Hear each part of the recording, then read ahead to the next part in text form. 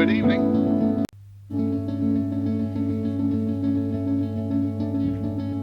What's up, Patrick, Ciderin, Imp? Hello. Oh, that sucks. Your repurposed freighter drifts through Doing space. well. Just waiting for Anna to As come you on. She's stare standing out me at the tonight. star-flecked void, another ship comes in. Wait, is this sci-fi? I thought we agreed on a World War II campaign. Well. Oh, did we? That's cool. I can pivot. The smell of smoke curdles in your nostrils. Hold up, I thought we were prepping for a zombie apocalypse campaign. Alright, here's what we're doing. It's the year 3700. Humanity's elite fled to other planets long ago, taking with them all forms of advanced technology. Earth survivors scrape by with historic tools as weird phenomena plague abandoned nuclear sites. Witnesses report seeing glowing lights and the dead rising from their graves. And amidst the chaos, three strangers will meet in a dim bar. A veteran zombie slayer, a disgraced general out for revenge, and a space mercenary sent to investigate the power plants. Now describe your characters. How did you do that? I have the right tools for the job. Feels a little different now that the son's back to school. It's like got that fall feeling all of a sudden.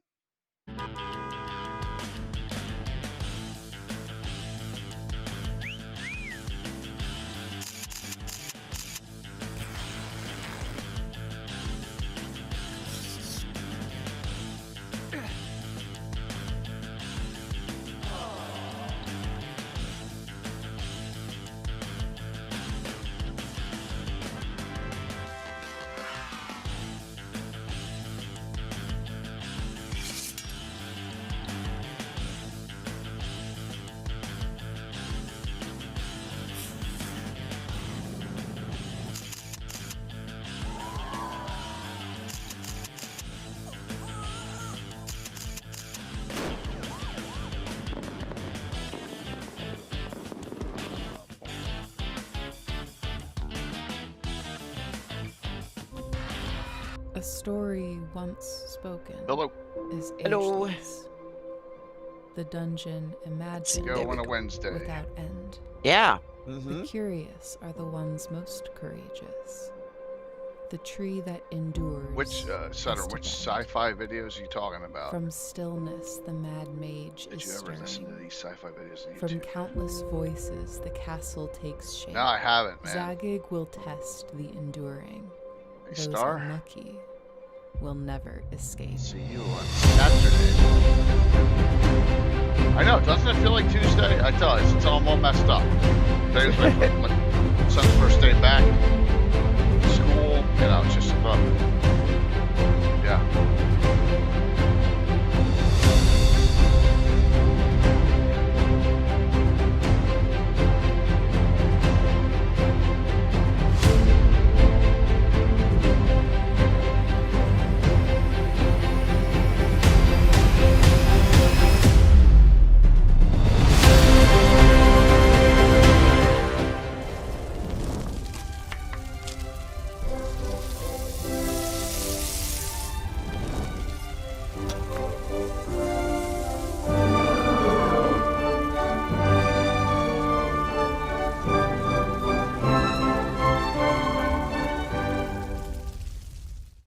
Yeah, this will be a fun discussion.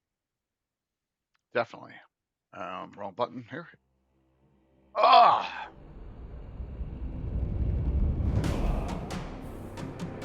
I didn't check. Today I check. Tabletop events, we've been getting sign-ups like every day. New, people registering and going in on events. So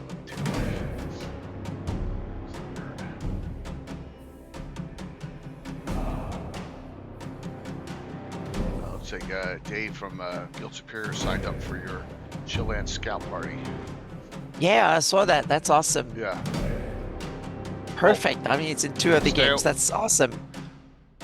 I'm hanging in there.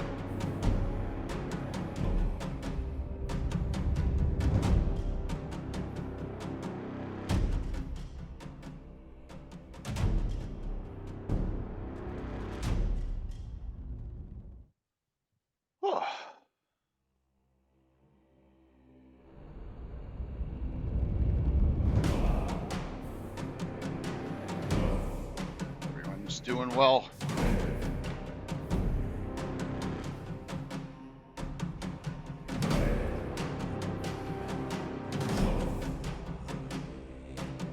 Got a semi-surprise for the giveaway today.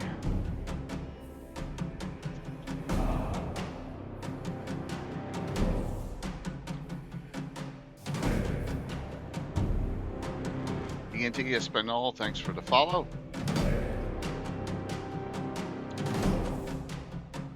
It just popped up. Hey, Mandy. Hope you're doing okay. Cool, Dragger. You guys want to, this is going to be a good in-depth go into how bad these individuals are.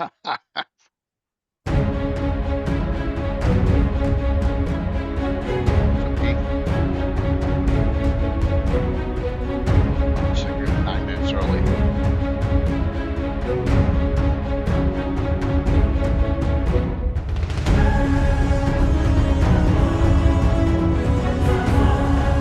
Oh, yeah.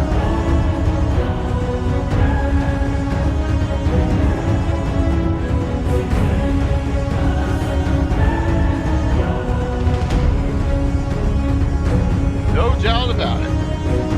I'm doing good. Yeah, doing good. It's like normal life routine now, you know, back to driving a lot more and more for work. Just no game tomorrow night.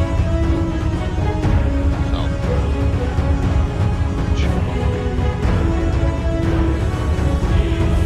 icebreakers here. We have game Saturday today. Late morning, 11 o'clock. I'm done.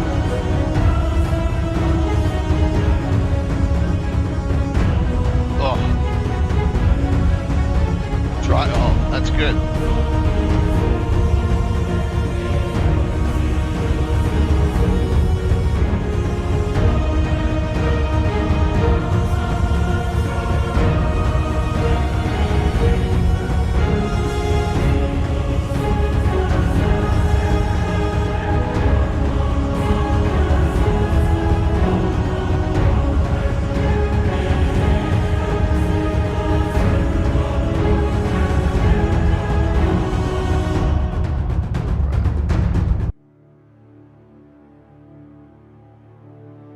Chris, what's up?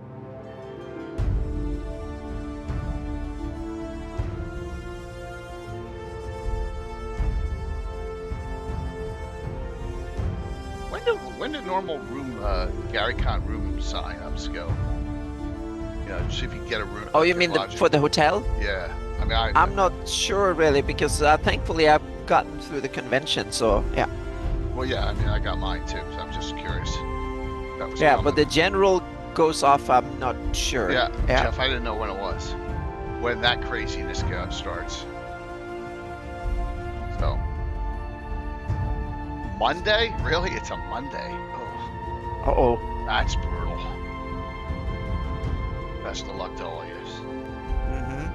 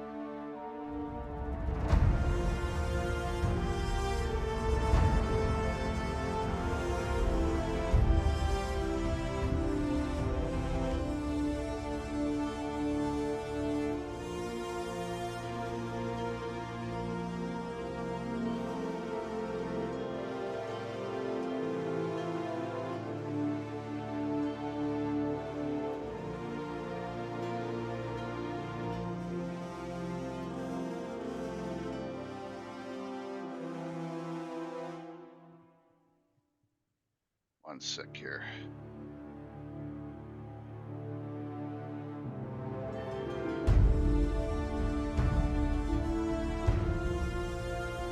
Alrighty. Live. All right. How's everyone doing? Wednesday. So technically, normally we kick off the week on Wednesdays, but I guess we did it on Monday this week because of Gavin being on that night. But hey, it's all good. So, well, Anna came on after I started, so you don't see her. It's okay. Yep. Ding. There we go. There we go. Mm-hmm. All right, tonight's giveaway. I got a whole bunch of these. I'll give at least one away. If we do a certain level, like level 3 hype chain, I'll do double it. The Naz, Tim's, there he is. Adventure, hard copy, Relics and Ruins in either OSE version or a Knave. So you got your choice. All right. Hard copies sent. Exclamation point drawing to get in on those. Really cool adventure. Yep. Thank you very much, Danaz, Tim. Yep, we'll have some fun with that. Giving that out. It's available in PDF on drive-through as well. And we did give away some PDFs a while back, but yep. So it's got some cool things in here. Enjoy it. Oh, yeah, of course, man. Thank you for sending them to me. Yep, got them today. So yeah, enjoy. Have fun with those. Looks like a cool adventure. I'm assuming the first of many to come. All right. This is a wheelhouse one for me. This one's easy. Boneheart Iuz. Mm-hmm. Lots of fighting. Lots of But it's a broad topic. There's a lot of stuff going on. Yeah. Extremely Mm-hmm. broad topic. And it can go a lot of different directions. And yeah, and his dog is hanging out sleeping there. So Oh yeah, yep. we've had siestas, and he loves Physical. long siestas. Yeah. Mm-hmm. Why would I show these to you, the CTOs, if it was PDF? Physical. Yeah, this is Chico. Yeah. Mm-hmm. Unless it's over, overseas, then we'll have to we'll do something else. Yep. Yeah. And thank you, Colin. It's Chico. He's a mini pincher, 4.5 years old. He's very opinionated and very lazy. Lazy, really? Oh, God, he's lazy. Oh, I'm sorry to hear that.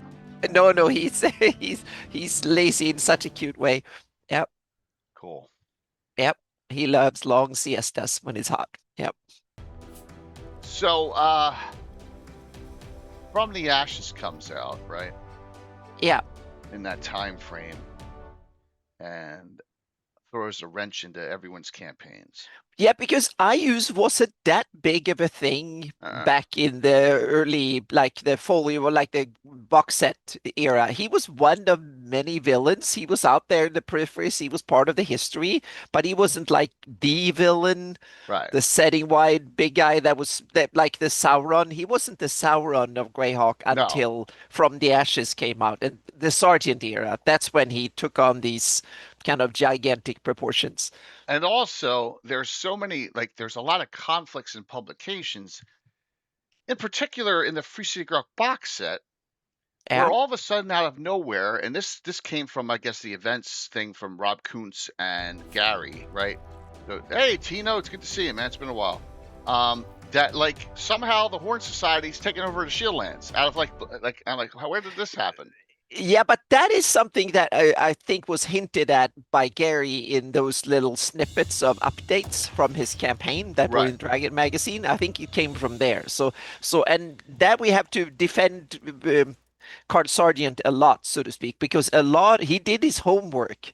A lot of the stuff that he put in there were already hinted at in the updates, and I'm sure he had some extra material that was never published. So he had a lot to go on for From the Ashes to bring in the war and stuff, because a lot of it was bubbling under the surface. Then he took liberty, of course, and added in some lots of stuff. Lots of liberties. But a lot of the foundations for what he did was built in early on, so to speak. So I'm I'm trying to see if I can get my settings. My settings button is missing on my. It's weird. It's like gone. Who knows what that's all about? So I can't even see what resolution. Am I streaming it in 2K, everyone? I mean, because somehow my laptop it's missing. It's gone. Let me see if it's gone on other machines. All right, it's there on those. Very strange. Yep, just strange. All right, cool. Can't figure this out, like how stuff goes. So yeah, then you got to figure out what to do. But the Mhm. great thing is that there's publications to support beyond From the Ashes, and From the Ashes is good. Oh yeah. Oh Yeah, yeah. There's that's tons my of it. thing. I took the little collection that will be the mainstay of today. So Cool. the Marklands, of course, for that primarily talks not about Iuz, but about his enemies, the lands he's conquered, like Furyundi, Veluna, and stuff. And then City of Skulls, Hmm. an adventure in Doreka. I have pluses and minuses to say about this, good and bad things. And then we Yeah, have I a agree. little border watch that, Oh uh, gosh. yeah, I was going to say we need to mention it because Oh it's my there, gosh. but it's not much to talk.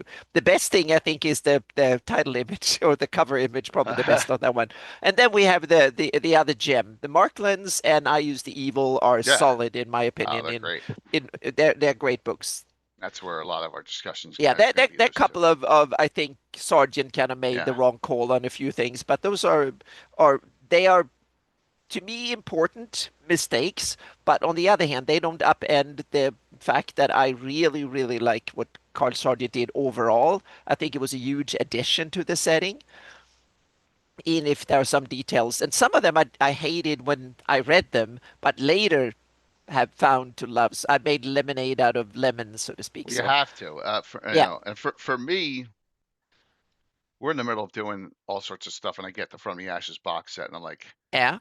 I can't implement this currently, and so I had to wait Well, 5 to I 10 waited years of years too. campaign time. Yeah. I waited Yeah, years because I didn't put a calendar time for my games back then. I wasn't that organized. right. So, but we waited and I digested it for some years before I kind of took it on and started playing it. So we played through the wars and the siege of Chendal and stuff like that. So we back in the There day. it is. There's whatever. Copy. I gotta move something into the folder. Yeah, and it's just for everyone, when you have a set campaign, you got to figure Yeah. out how to work in things because Eh, it's just like I'm not starting over. I'm not, you know what I No, mean? and yeah, No. and also I think we should kind of pay a little Sanderific. bit uh, Go ahead.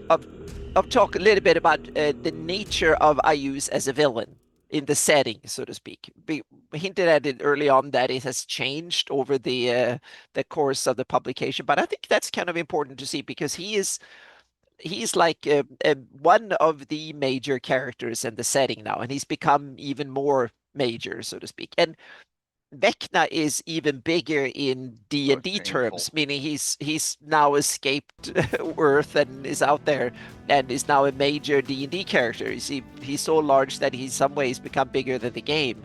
But Iuse is bigger than Vecna in the setting, but he hasn't taken off uh, beyond GREYHAWK. It's one of these villains we kept, so to speak, that no one else had claimed him. It's yeah. I could go on and on this. One Yeah, second. and So Gary, I agree with you. And I was going to say that's why I think when you run your Greyhawk game, you need to start thinking about what nature, what you want Iuse to be, so to speak, what kind of villain you want him to be, and what roles you want him to play. yeah. So if you're new from Xanderific, it looks like on there you're running Daggerheart. That's cool. Wonder how's it going? I'm an old school 1E 2E. 45 years. Greyhawk. So, but that's cool to hear. There's a lot of new systems out. Once Hmm. again, exclamation point drawing. Everyone's coming in. The Naz, one of our community members, Relkin Rituals, in either Nave or setting or OSE tonight for the That giveaway. that says something for a future topic, looking at new game systems that are coming out and Yeah. implement them in GREYHAWK. I think that will be an interesting, Yeah. both the various OSR stuff and Daggerheart and start looking at them a little bit from a GREYHAWK perspective. I think that could be an interesting future show sometime. Yeah, I don't know. Right now, I don't know anyone in the community who's touched Daggerheart yet. Exactly. That's what I'm saying. We need to Yeah. reach out to the community and see if there are people who've adopted these rule system, and it will be interesting to hear their experience, so to speak, for a future show. Shodan Tovak Baraku's depicted now. Cool, man. It makes sense. Yeah. Yeah, and there's a lot of Shadow Dark, Shadow Dark Custom Crusades, 1E, 2E, 3, Pathfinder, 5th, all over the place. So thanks, Fuzz. Thank you. Yeah, I'm wearing the Castle and Crusade because they have the Summer of Siege. So I'm not sponsored by them. I was given this T-shirt. That's the only thing they have done for me, so to speak. So I'm not paid to do this, but I like but the show is sponsored, so but not me. But I'm wearing it because I like them, and Chuck and Steven and all the trolls. They're awesome people. So that's why I'd love to and they're a have major the T-shirt. sponsor of this channel. Exactly, they are sponsoring the channel, and since I'm just a co-host here, I'm not part of that deal. So that's what I wanted to say. I wear it out of love to the trolls. So yeah. Yeah, sponsors are strolling in the lower right-hand corner. Yeah. Yep. So Gary brings up Puffet's Measure Gary Julian, one of the authors, and we had Gary and Eric Mona on last week of this gem. There's Gary Julian's name right there, first one. How'd you get your name in front of Eric? How'd you do that, Gary? I should have asked that last week. Yeah. We should add in the Living GREYHAWK Gazetteers and also another book that has a great summary of Iuz and the war and the story around it, because these books were published some years before. So the Living GREYHAWK Gazetteer has lots of good summaries of these earlier stuff that we talk about. So yeah. But we would get to that because the timeline. Here's a weird thing, Gary. On Twitter this morning or last night, I can't remember. Rob Kuntz said, "Well, I'm going to be in New Jersey sometime in the near future," and I'm thinking to myself, "For what? Is he going to be in New Jersey for? I mean, I live in South Jersey. Maybe is there a con in North Jersey or something?" I was shocked, and I said to him, "When and where?" And then all he said back to me on Twitter was, "Well, I'll let you know if it happens." So, crazy. So if he's coming back from Corsica, no. Virtual crack, Gary, I'm at my limit now. You know that. I can't do anything else. I cannot. So, you have to retire first before you have a.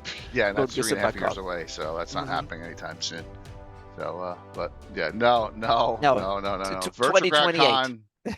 Virtual Crack Con is up and running. Please, there's a ton of games there still can sign up for. I think Anna's got an event that still has some seats left over, but there's two players, so I will run it even if there's only two players, because 2 people. But I'm going to run it anyway because those players are awesome. So I definitely want to. Yeah. So we'll have that. That's good. I submitted my game on Thursday night for the Twitch front page for October. I got that Greenwood playing in that again, and Curtis. So we'll see what happens on that. That's cool, Jeff. Good. Fill it up. Fill up those late night games. Absolutely. We got one running through the entire night. Orc Skull's got one running 9 hours. I think that's Friday night. So yeah, enjoy everyone. Thank you all. And let's all right, let's get into all this fun here we're gonna have tonight. I'm discussing a lot of really cool bad guys. And they are bad guys and gals. I mean, the gals are worse than the guys. Actually, in a lot of ways, yeah. Yeah. Iuz has a penchant for nasty women among his henchmen, so to speak. Yeah. No, please go ahead. Of course, please do that, Nash. Of course, you can put whatever. You can always link in whatever you want. Yeah, please. He's Tim. You're more than welcome to. The only thing is we got too many Tims. Yeah, there's a lot of Nash Tims. Tim, the ever mysterious Tim, Enoch Pratt Tim, Stronghold Tim. Yeah, many but the Tims. good thing is you've given them nicknames, so they Yes, are kind of yeah, they all have an addition absolutely. to Tim, which is good. Yeah. All right, so if during Virtual Grad Con we may have our top resource books of all time, and I say Iuz the Evil and Marklands are 2A and 2B to me because they're intertwined. So they're my Hmm. second best of all time. These books are fantastic with detail, Yep. plot hooks. Hmm. Eyes on his throne. Uh, all sorts of great things. But we're going to concentrate not on the storyline of what happened, but on the actual individuals tonight. Well, Um, we have 2 hours. We can cover it all. But one thing that we should note about these books is that they are in when it comes to the timeline. This is peak Iusian power, so to speak. This is yeah, when he has conquered the most and he is basically unopposed and he's been not unopposed but he's peak imperial expansion phase, so to speak. Then after that things go starts going bad. The Forundians retake. They have right. the great war of reclamation, so to speak, or they reconquest and stuff like that. So he's starting to lose territory and things are going to go backwards on a lot of fronts after this. And if you read Living Greyhawk Gazetteer, you get like the next chapter in that story if you want to follow the Well, actually, you published. get the next Yeah. chapter in the Greyhawk: The Adventure Begins from Roger Moore, right? You get Oh, some of it that there too. Yeah. Oh, yeah, because exactly. You get, yeah. Roger's the Mm-hmm. one that did the Crook of Yep. Ral, banishing Yep. all the Exactly. fiends. All the, yeah, Yeah, exactly. yeah, That's great point. Yep. yeah. So there you get the next one. Right. So this book portrays IU's peak power, which is interesting in that sense. True. But he wasn't like completely like didn't win all battles. Like No, of course the not. the No. Pale kicked the crap out of him.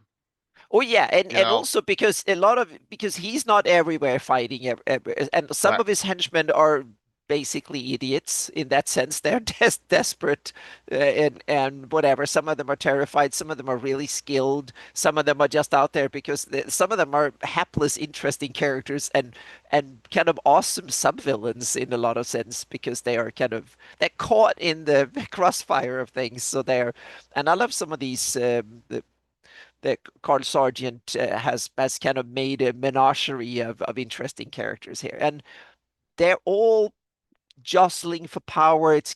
We have to remember this Yeah. is chaotic evil abyssal power. So this is like a gangster organization. These are kleptocrats who only ally themselves because out of necessity, not out of love or shared ideology or anything. These are morally spineless creatures who just pillage and plunder because they're able to for most part. There are some exceptions. There are some creatures in here who have way more intelligence, and there's some who are kind of joining this because of someone else or a higher purpose and stuff. So they are definitely in there.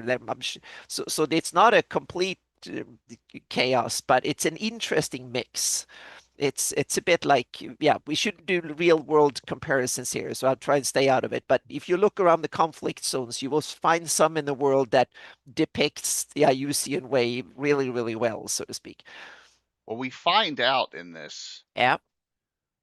All right. So and Sargent has set it up pretty cool, a cool way where he has the greater and lesser Boneheart to make Mm-hmm. the lesser ones try and work their way to get to be the greater.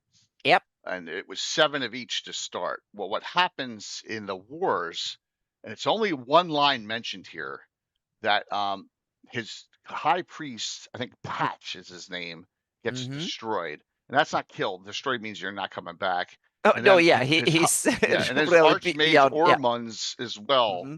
gets destroyed, leaving holes, leaving 2 openings in the greater Boneheart after the wars are over. Yeah, when yeah, so I was just A looking lot up of good Gary. names here too. A lot I of good like it. names. Yeah, a lot Yeah, of good exactly. names. Yep. Now these pictures, I believe here is I think that's the mescaline. I think that's the vampire guy, mescaline. Mashkaline, yeah, the Meshkaline, or you have to pronounce it. Yeah, Yeah, yeah, he's one of the coolest guys in yeah. the stable of henchmen here, so to speak. Yeah. Null, Kerman, Mindbender, and Jumper. Right Mm-hmm. now, fortunately for us, our friend Dungeon Meister off of DeviantArt, who's done a lot of stuff, actually has color pictures of them, most of them. So, for example, I can bring Null up. There we go. I actually have a color picture of this dude. Yep. And Jumper, looking a little nutty, Mm-hmm. and Kerman Mindbender. Yep. So, there we go. So, we have some of them. In your campaign, does Iuz have self contact with Eagle? No. So, I, once again, I'm of the, how do I say this? This pick is from Eyes the Evil. Those are from Dungeon Meister's site on DeviantArt. He does a lot of GREYHAWK. He's French. Does a lot of GREYHAWK content. Um, and he's given me right to use any of his works on streams. BB, of the once again, you can too much of something. Okay, go ahead, Anna. I was going to say, if you're interested in Iuz and Suktmoy, I recommend these books Yeah, and the rest of the Gord series, but right. especially these ones because there's a lot of depictions. You get an inside sneak peeks into the court of Iuz and also the court of Grasset and others, but you get like you get to see what Iuz is like, so to speak, and his Yeah, relationship with both his mother and his and Suktmoy and stuff. So Gary wrote not extensively, but they're cool little sneak peeks. And that's an interesting take on Iuz from those books. Yeah. it is. But for Hmm. me, in a grand scale campaign where there's stuff going on all over the world, I don't like too much is too much. Too much Vecna, too much is too much Igwolf. I'm Igwolfed out. Hey Bones, tired of Igwolf. Too much, Hmm. right? She's all over the place. So I don't need Igwolf running around. Ius has got his own power base. I leave Igwolf to show can't up whatever. I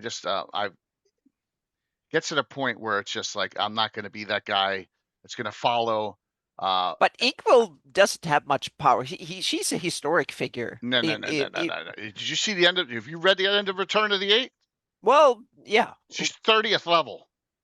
Oh, yeah, but that doesn't mean that you hold She's political 30th sway level at the over. end of Return of the Eight. She Yeah. comes out and So says, she "I'm might going to come seek back. revenge on all of you." Yeah. At the very end of the adventure, and I'm like, Hmm. okay, well, so be it. That's higher level than Rary. That's higher level Rary the Trader. I mean, that's super. And she comes out, and at the end of that, yeah, I just I don't know. I'd rather you Well, know me. Grasset kind of retired her in one way of describing it, so to speak, because Yeah, here yeah. we have a I don't problem use her. because the sources are disparate, and Yes, Gary went on and described things in the Gord books that never made it into the official books, and so on and so forth. And then Igwul became Tasha, and that was so right. things have changed and tweaked. So there is no There is no god official level, and story on this. So you have to kind of puzzle together your own story around these rumors, and meaning you pick your what you are think is true of this and what is false, and then you make your yeah, own narrative around this. right. I'm not one to. I don't like my gods interacting all over the place with humans, No, unless I they're have yeah, yeah, I have Igvil this basically Grasset had relegated her down to the lower planes because he still thinks that she might be useful, and he might also have some fondness for her deep down, so to speak, but that's basically where she right. had ended up. And so but she was powerful historically, and I think he's he can't trust her, but he might want her back. So we'll see. So that's one of That's these. it. It's one of these things that I've kind of hedged my bets if I want her to come in the future or not. So I kind of signed into that. Yeah. Right, but it should have nothing to do with your fifth level characters adventuring. No, no, no, no, no. That's Yeah, the yeah. that's the point More I'm like trying to the make is environment they have to. Oh yeah, yeah. This I is now we're talking. yeah Yeah, meaning this is top level politics. It's yeah doesn't affect I go on a normal. lot of Yeah. streams and I see everyone fighting Tiamat all the time. Okay, well, what do you do after that? Yeah, and You know what I'm also saying? if you yeah, and Yeah, if you have if you yeah, start killing gods, then I think exactly. then I think you have the wrong idea what a god is 100%. mechanically, so to speak. Yeah, And there's the smaller level game which I like. yeah. Something. But that's another interesting show. We need to talk about a show about how to fight gods and what are gods and what how could they function mechanically in your campaign. That's a Gabin show for a future, I think.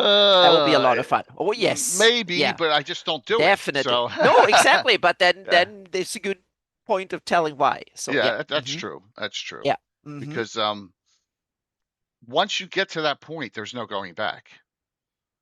no, that's exactly. That's Yep. it. Once you're there, there's no going hmm back in your campaign on it. So, hmm yep. Okay.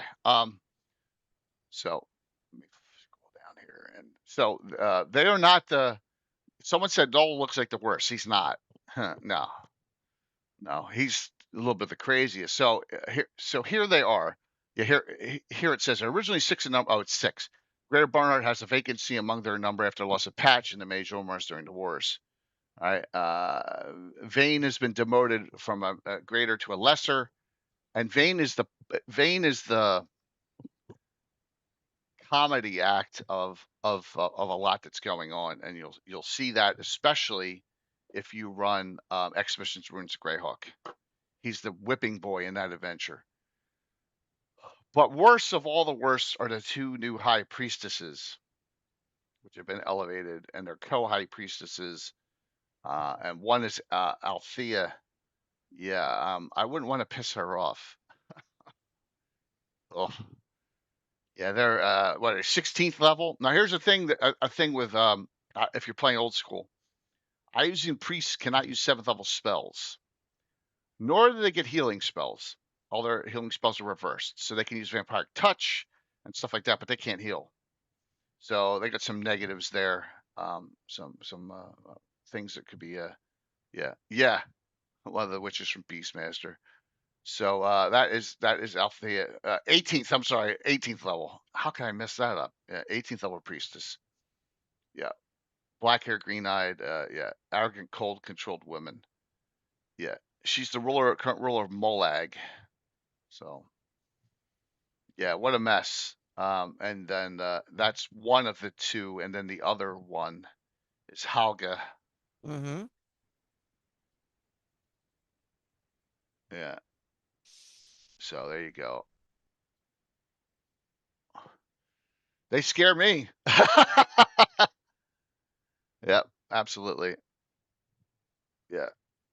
Well, that's it. I mean, you're talking about if you're fighting the Boneheart. I mean, we're talking about epic cosmic level stuff. I think more of Iuz's followers should be Flanner Part Plan, which affect their description. Gary, here's the issue. I don't think that Carl Sargent was ever thinking that way. And why would they have to be Flan? He wants to bring together the most evil, power-hungry people he can possibly they can semi-control. Who cares if they're Flan or Ridian or Sul or whatever or Bakalunish? It doesn't matter, right? Yeah, it's interesting because we don't know that much about. Meaning Gary probably left the origins of Iuz as so many other things in GREYHAWK vague. We Yeah. know he's whose parents are, and we know where he started his career, but we don't know much why. We don't know if they had any intentions or if there was a grand plan or scheme or anything. I've written that into my campaign, but that is just something I came up with because I wanted there to be more story about Iuz, but there is very little story. And then he called Sargent, and later they made Iuz into having these grand ambitions. And he had the ambitions, but there's not much backstory to him more than than the fact that he's the Akambian son of Grasset and Igvilv. So that's about it. Yeah. That is. Yeah. And that's what I say. These people are coming probably from all over the Flannis. Well, that's the They're nature not all of Flan. evil Yeah, leaders, is that they have absolutely. to take the Yeah, take the riffraff they can get, so to speak. exactly. And that's why I don't Yeah. think they're But all I think that uh, in that sense, Iuz have old faith roots.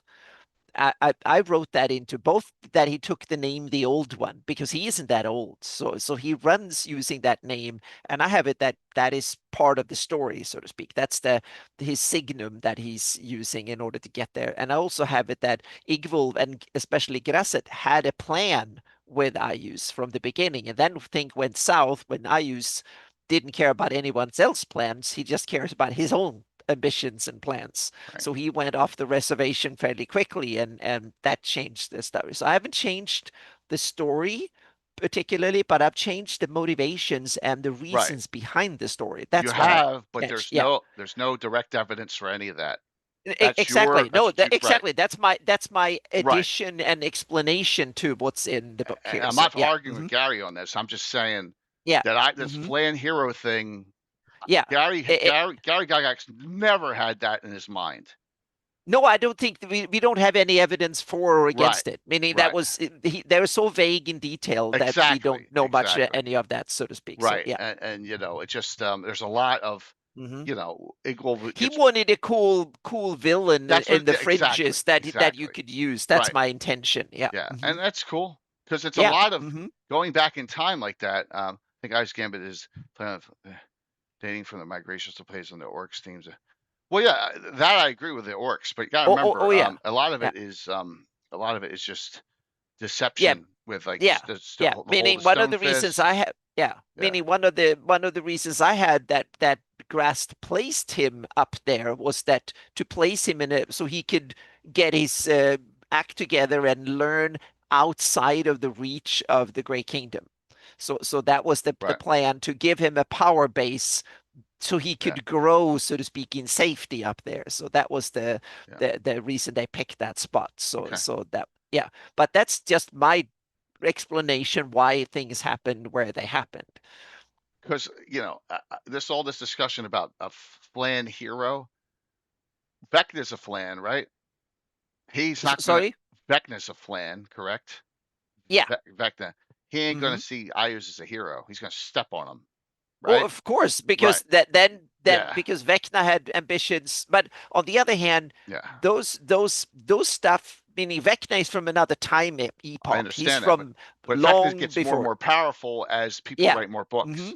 Yeah. So in a way I could see Yeah. them yeah, I can definitely see them as rivals in that Well, yeah, sense but that that once again, they there's no evidence for that whatsoever either. Because well, that's we have that one later when Ius is actually going after Vecna in the which one is it? One of the Vecna adventures, that Ius is actually the hero that they go hey Rob, to hang on a second here. They go what the graphic novel? no, they go to Kanak in the adventure. They use Ius to go after Vecna. Yeah. Which adventure's that? But someone in can uh, it's the die Vecna die. Hang on a second here. Oh, I it's can Die get Vecna it. Die. Oh no, hang on a second. Uh Yeah, it's one of them. So it's no Vecna lives. I think oh, it it's is. Vecna. It's Yeah, Vecna lives. I think so, if I remember correctly. I All right. think that they used him, but someone can. It's when they go over to Croterlip and use him to. Yeah, I think so. Tuvad Baragu. Yeah. Okay, that's Yep. true. Yep. Yep. Okay. Yep. Yep. So I think it's from this adventure. So there he plays a good role all of a sudden, or helpful. Good is the wrong Yeah. term. Helpful. Yeah. Yeah. Okay. So So you have two 18th level high priestesses, one worse than the other. yep. Very powerful. Um, and Haga's in charge of taking over the Vespi. So in my campaign, they're not directly fighting her, but they're fighting her minions. So What? Yeah, because in most campaigns, these are the guys you can have at the top villains, so to speak. Iuz is should be beyond reach in almost every way, so to speak. At least that is an individual creature, Yeah. but that's another story. But these creatures should be like top. If you have a campaign with really high level characters, these two and the other level top bone hearts and bone shadows and stuff. That's Yeah. the henchmen you should go after because they could be 100%. replaced and stuff. So I think 100%. that's my advice is to these should be beefed up enough that they should give a party of 20 levels run for their money, so to speak. I got some pictures of some of that fight going on in Dungeon Meister's Yeah. campaign I'll share. All right, so Archmage Null, I showed that picture again, but I'll bring that up. Mm-hmm. 18th level mage. Um, Which it's kind of cool. Yeah. yeah. It says here a whining little fellow, 5'3". Mm-hmm. Yeah, he's greasy, acne, and thoroughly unwholesome. So there. Mm-hmm. So he's the one that does a lot of. He spends his time in flesh shiver. Yeah. Now Yeah, trying to he's develop one more of the mind he's spells. like I use Dr. Mengele that does experiments and various research and stuff in that place. Yeah, and he's. And also, oh, sorry. Oh, go ahead. Go ahead. I was going to say one of the other natures I think of Ayus and his henchmen and stuff is that they don't like each other. They will not come to help each other. So if you fight one, the other ones might even they will not help you, but they will not stop you because if you kill one of the other henchmen of Ayus, that is actually a bonus because that means that they will be more powerful. So to eliminate their competition, they see their other fellow Ayusians as competition as much as on the same side, so to speak. So there is very little loyalty, if none, so to speak. Well, I can yeah. it does say there are some alliances in here. For Exactly. There are example, some alliances and some Null and Jumper, animosities. Yeah. Mm-hmm. or two. Yeah. So And some of them are getting bullied and picked on by all the yeah, others, which is funny. Yeah. but so he's trying to create an undead zombie-like creature which will explode in a great acid-laden firestorm. Mm-hmm. The trick is trying to get it to not to explode within 20 feet of a priest of Matt or mage of Iuz. So whoops. Yeah. Yeah. That damn friend or foe explosion's always a Mm-hmm. pain. Yeah. Yeah. He's got a lot of super powerful things. It's almost impossible to kill him. Yeah. And this is one of the fun things because there's so many special spells, magic items, and all the Yeah. cool stuff on Eus and from Thalassos to all sorts of cool stuff. And you Yeah. can invent some of your own stuff and you can kind of do cool stuff with it because that's part of the trademark of Ius, so to speak. He's Absolutely. inventive when it comes to stuff like this. Go overboard. So yeah. Lots of really cool items. Yeah, the Mm-hmm. greater the greater and lesser Thassalosses are awesome. Yep. A That really was a cool second idea. edition in the Monstrous Compendium second edition. It's No, that actually was in in the. From the Ashes box set. That's true. It was one of these little cards that Yep. came with it. It's Yeah. in the Mm-hmm. yeah, Yeah, absolutely. but it's in that format that fits the Monstrous Yeah. Compendium It's format. one of those Yeah. sheets that would go in Yeah. there, but Mm-hmm. yeah, definitely Yep. in the From the Ashes. And it's um and there's two. There's a golem like one and there's a sentient one. Mm-hmm. So all right. So next, Jumper. There you go. And he's like he either is crazy or pretends to be crazy. Yeah.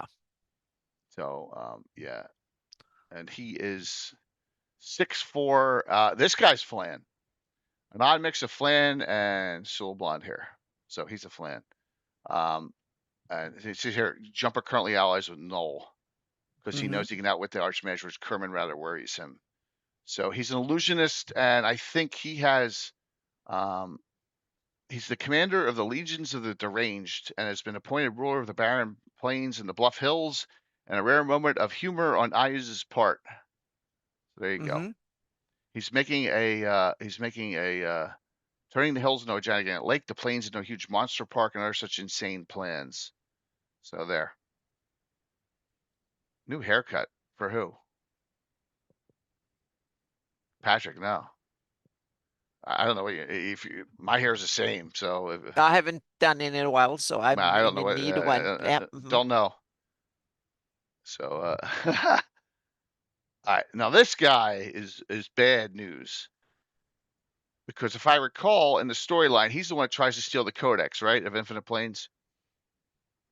Oh yeah. Mm-hmm. Yeah, and tries to take it from his own. This is Kerman Mindbender. Yep. Yeah, He's a Bakloony. He's yeah, an absolutely. outcast coming from somewhere else. Yep. He might Patrick, look I a don't know what you're little bit too seeing. No hair typical in that. change. Nothing. I don't know what you're. I don't know what you're doing.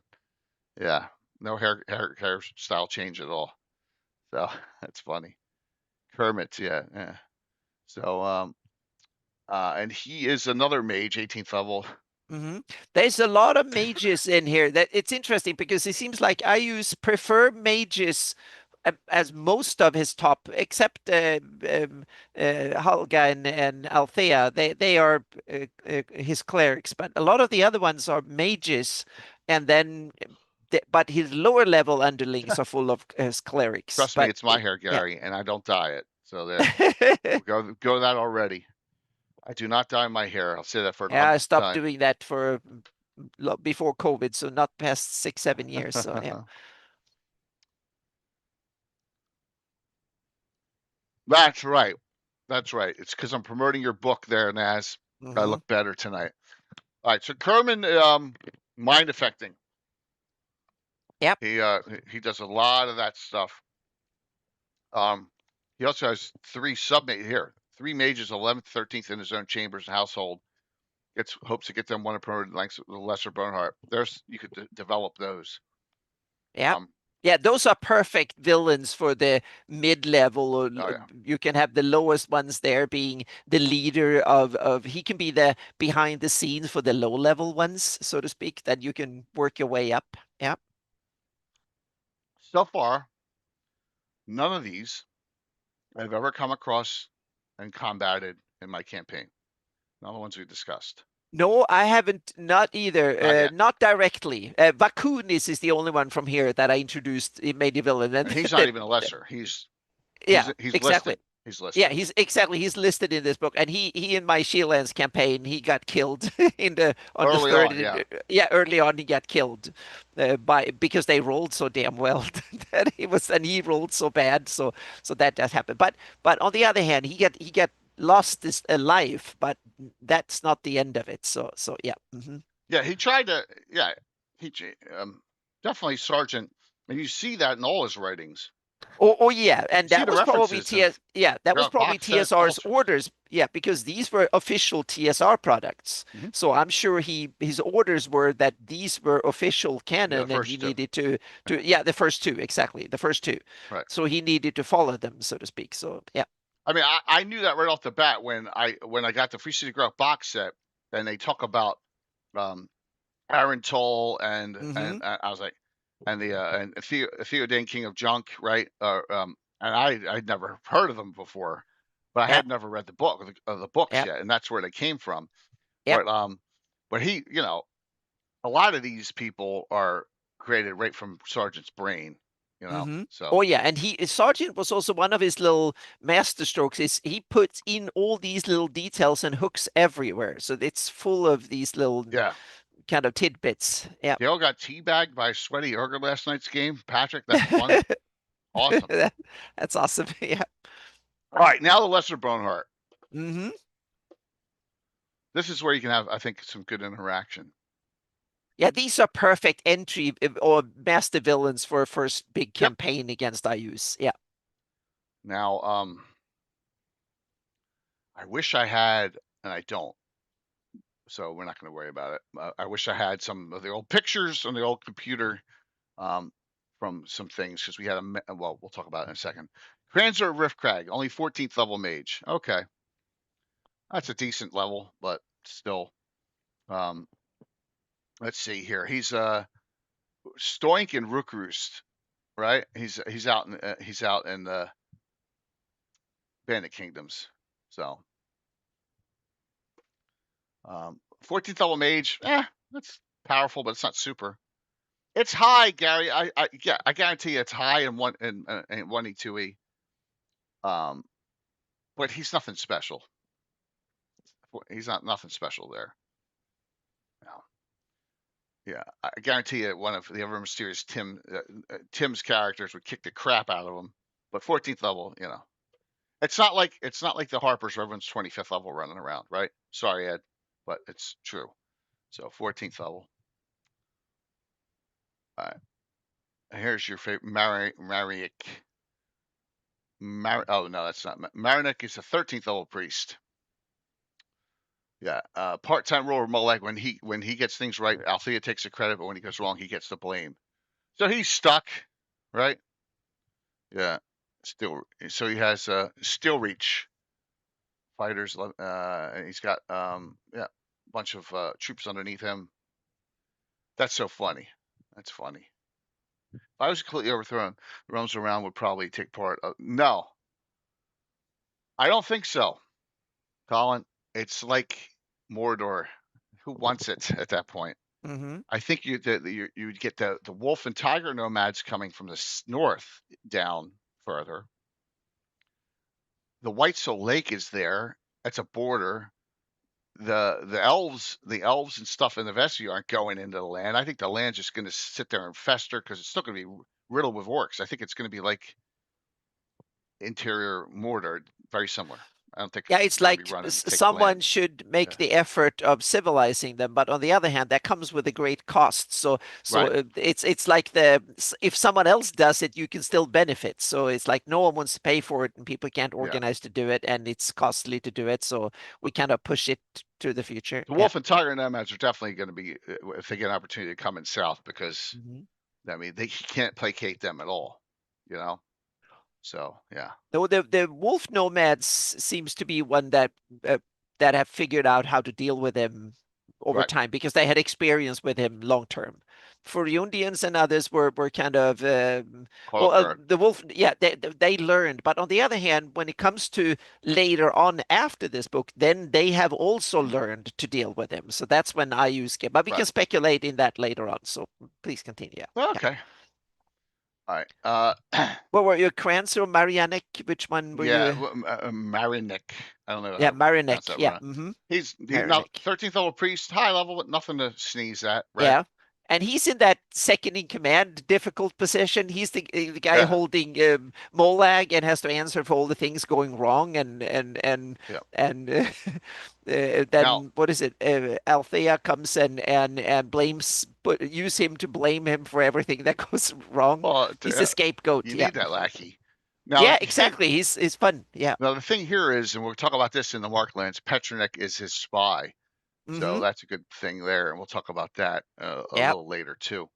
All right, so this guy's a vampire, 12th Yes, I level. think he's really cool. I think Yeah, yeah, he's really cool. Yep. an old exile from the Great Kingdom. Yeah.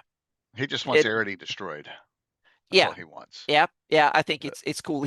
That's what I meant before when I said there are some of them that are missions, so to speak. They right. join up because they have an issue He's and a got plan Graveford. yeah, yeah. Yeah. Hmm.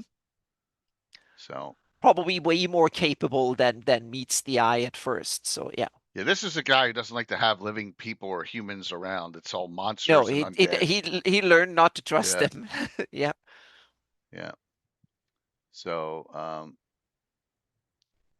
yeah, and you can see there's some deals going on Hmm. in the background. And it's also cool to figure out why he was exiled from GREYHAWK or from Grey Kingdom and spin that into it. Make Mashka Lane is one of these you can evolve, you can make more of that story and make him into a really truly cool villain for your main Well, campaign, it so could to be speak. Yeah. just he's a House Naelix, so he's probably a rival of someone Exactly, and or yeah, lost. You know? exactly. Someone who was Yeah. ousted, but you can come up with a story when he was ousted, whatever, and blah blah, and come up with some cool stuff around that and spin that into something really really cool. All Yeah, right. All right. So now we get into ex-servant of the House of Naelex. Yep. yep. Hmm. Now we get into ones I've used. So Panchas Shek, and I even have a miniature for him. Okay. Because we're going to go back to one of my first mega um, adventures, and that was when I did events before David Gradavis's wedding. When there were the Shieldlanders found out about the zombie army was appearing and the entire 1/3 of the Shieldlanders' army went up to Walrus Crossing, wiped them out, wiped the zombie army out, and then they took over the town, and they were partying, and they're all drunk. And when the sun rose, all the zombies got reanimated, and then killed them all, most of them. So that was a storyline, and that's going back now, all the way back to 2018 in streaming. Mm-hmm. And Panjacek was there, but he was not the main bad guy there. So here's his that's his now Dungeon Meister has him elevated to the Greater Boneheart in his campaign. I don't know if that's I don't know. I couldn't find anywhere where that is canon. All right. Chill. We're just talking. Mesh I Queen guess you Uncle have one of to Death Knight. That's cool. you can leave if you kill someone, then you know who to elevate up, and Yeah. so and that's the other advice when if you start running this, have a menagerie of sub lieutenants and stuff, lower ones that can fill the role, Yeah. and you have them around named and so on, so Exactly. you can fill it in and introduce them a little bit because that way it seems like it's a living world. So you don't need these empty holes So unless needed, so to speak, so or here's his by design. actual miniature. Cool. So I Yeah. used him multiple times. So in that adventure, he shows up with a Black Death Legion Mm-hmm. group, and they're fighting. I should have gotten those pictures out. I'm sorry.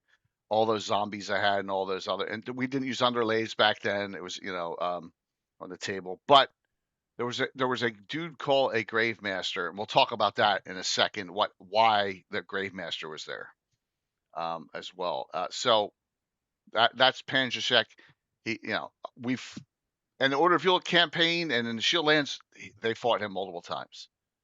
All right, so yeah, absolutely. He's like on a level of all right. We can use him. 14th Mm-hmm. level priest. I think he's up to 15th or 16th in my game now. Yeah. Yeah, So he's got he a is black staff another. too. It's good villain material there. Good Yeah. villain material. I'm going to skip Vane for a second. Yeah. All right. Now this guy also, the Zenvaline guy, is another one who we fought multiple times in our campaign, but on a larger army scale. So, young and fast rising star, red-haired, hazel-eyed man. Um, he took Crockport, and Mm-hmm. he's you know, at the raising line, right in the Road of Skulls. If you still have that in your game, he goes into the Vestvi a lot, but he's going to do an attack on yeah yeah he when he gated in a he got a type 7, a Baylor, a Balrog, um made a deal with him, so he's got big time machinations coming up, but he's going to do an attack on Castle Elenestra, which is where Charnalem is, and that's the whole goal. And that happened in my game. That happened, and they stopped it. So that actually is part of written in here, and we had that. We had that occur. He's called the Cobra, uh, short for Cobra Kai. Just kidding. All right, so a very good character as well. I like that one. Now let's go back here to Vane, and let's explain this. Um, because a lot it depends on what you do. Um, so Vane has had a lot of problems during the wars, right? Lots of them. I'm trying to find another book I need to bring up here. And why aren't I? Here it is. Okay. I need to bring this up. I need to have this Expeditions Words of GREYHAWK set. Okay. All right. Yeah, that's So, another one with a little bit of GREYHAWK. well, Yeah, I it use has a him. Yeah. lot to do with the story. It depends on if you've run this. At one point, you've run this, but so Vane. Let's see. Roll in the Badlands, where thousands of orcs were slain by Belvor's troops, and he almost got killed with a meteor swarm. Yeah, he was he messed things up bad. he was in Ad Montfort, which everyone knows is out in the out in the, near Deve, right? We did a scenario where he was tricked into just walking away. Well, actually, like bribed him, walking away from that, and making it look like the door was open and they overtook Shieldland and Fury navies took back took back Ad Montfort. So that was the first thing. That was the first bad thing that happened to him. But he's very bitter, and it says in here that he be one that you could actually make a you could make a deal with, and it says it right here. For a big enough reward, he'd do it. So, oh God, Philidor is mentioned here. No. Oh yeah, he's mentioned here. Yep. Yeah, This is the time when yeah, meaning it's Sargent who wrote From the Ashes who wrote these two. yeah, So it's part of the same, yeah, yeah. same storyline. Yeah. So Vane is successful in being a mess up. Yeah, exactly. And he's kind of one of these that has almost a comical twist. Right. And 16th I level yeah, mage, yeah. gets demoted instead of Mm-hmm. killed. Yeah. Now, I don't know if I'm gonna be able to find it, but he's a major player in this. Mm-hmm. Okay. He's in my campaign. He's one of the major villains on Iusian side to Oh, run I just went right the by it. fight against the Shieldlanders. Yeah. Mm-hmm. Oh, Because to this Ius point? wanted him.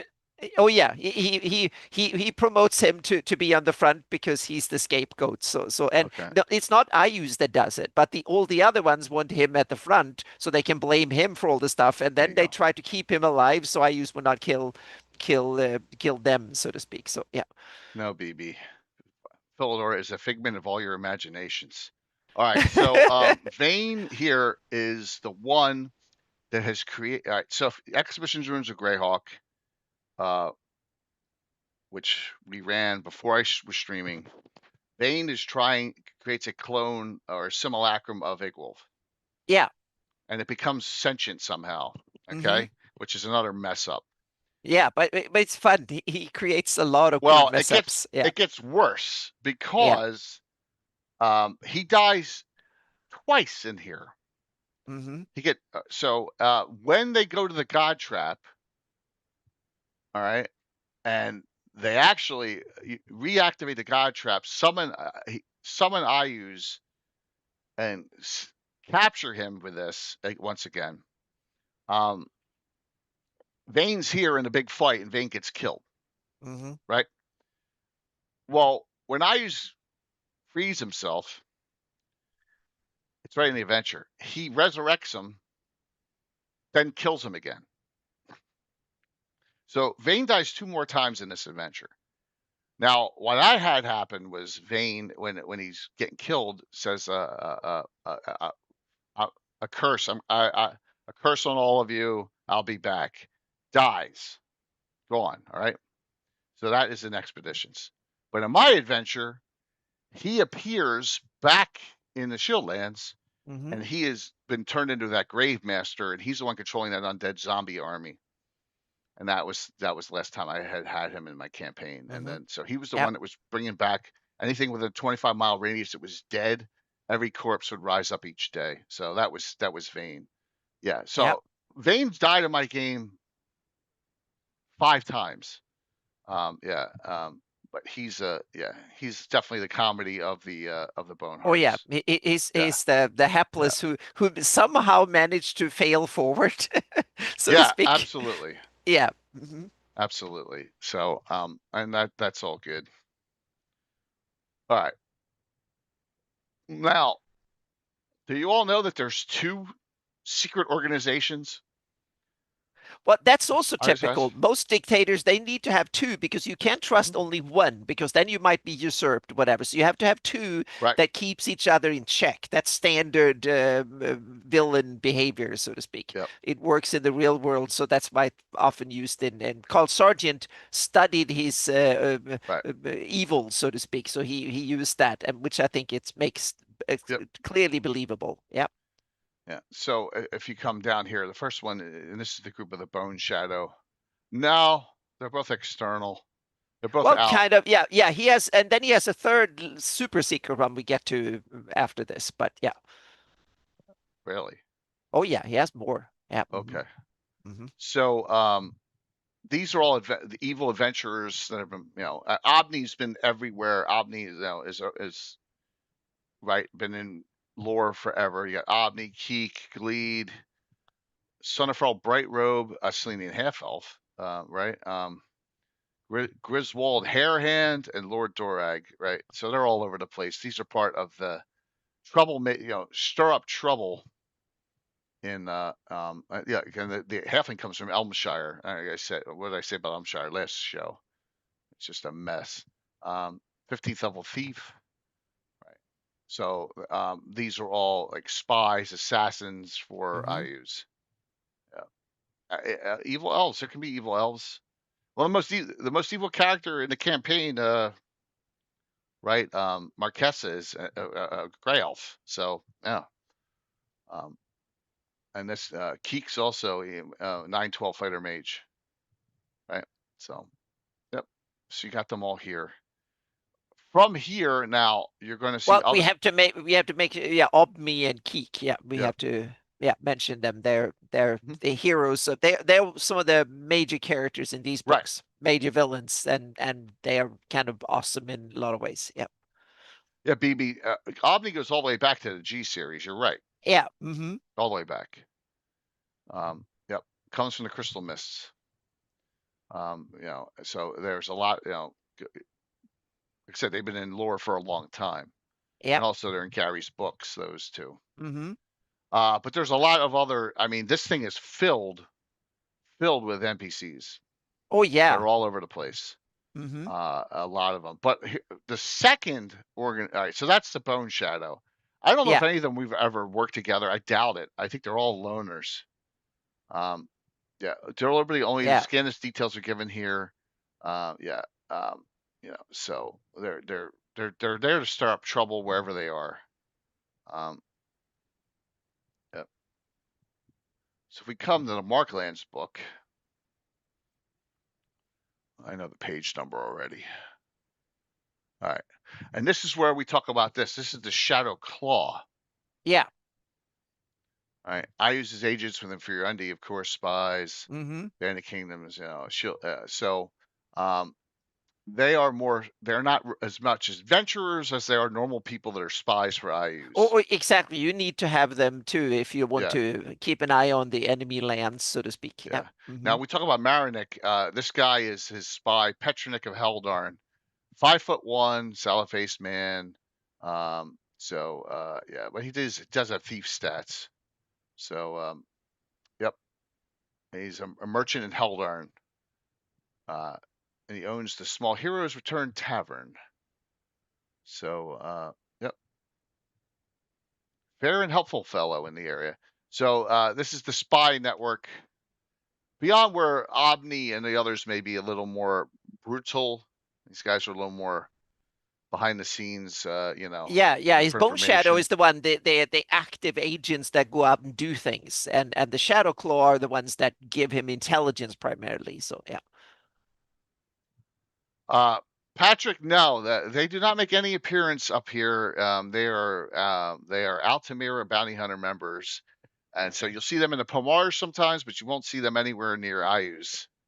Definitely not in that group. So yeah, kids join Ius shadow. Yeah,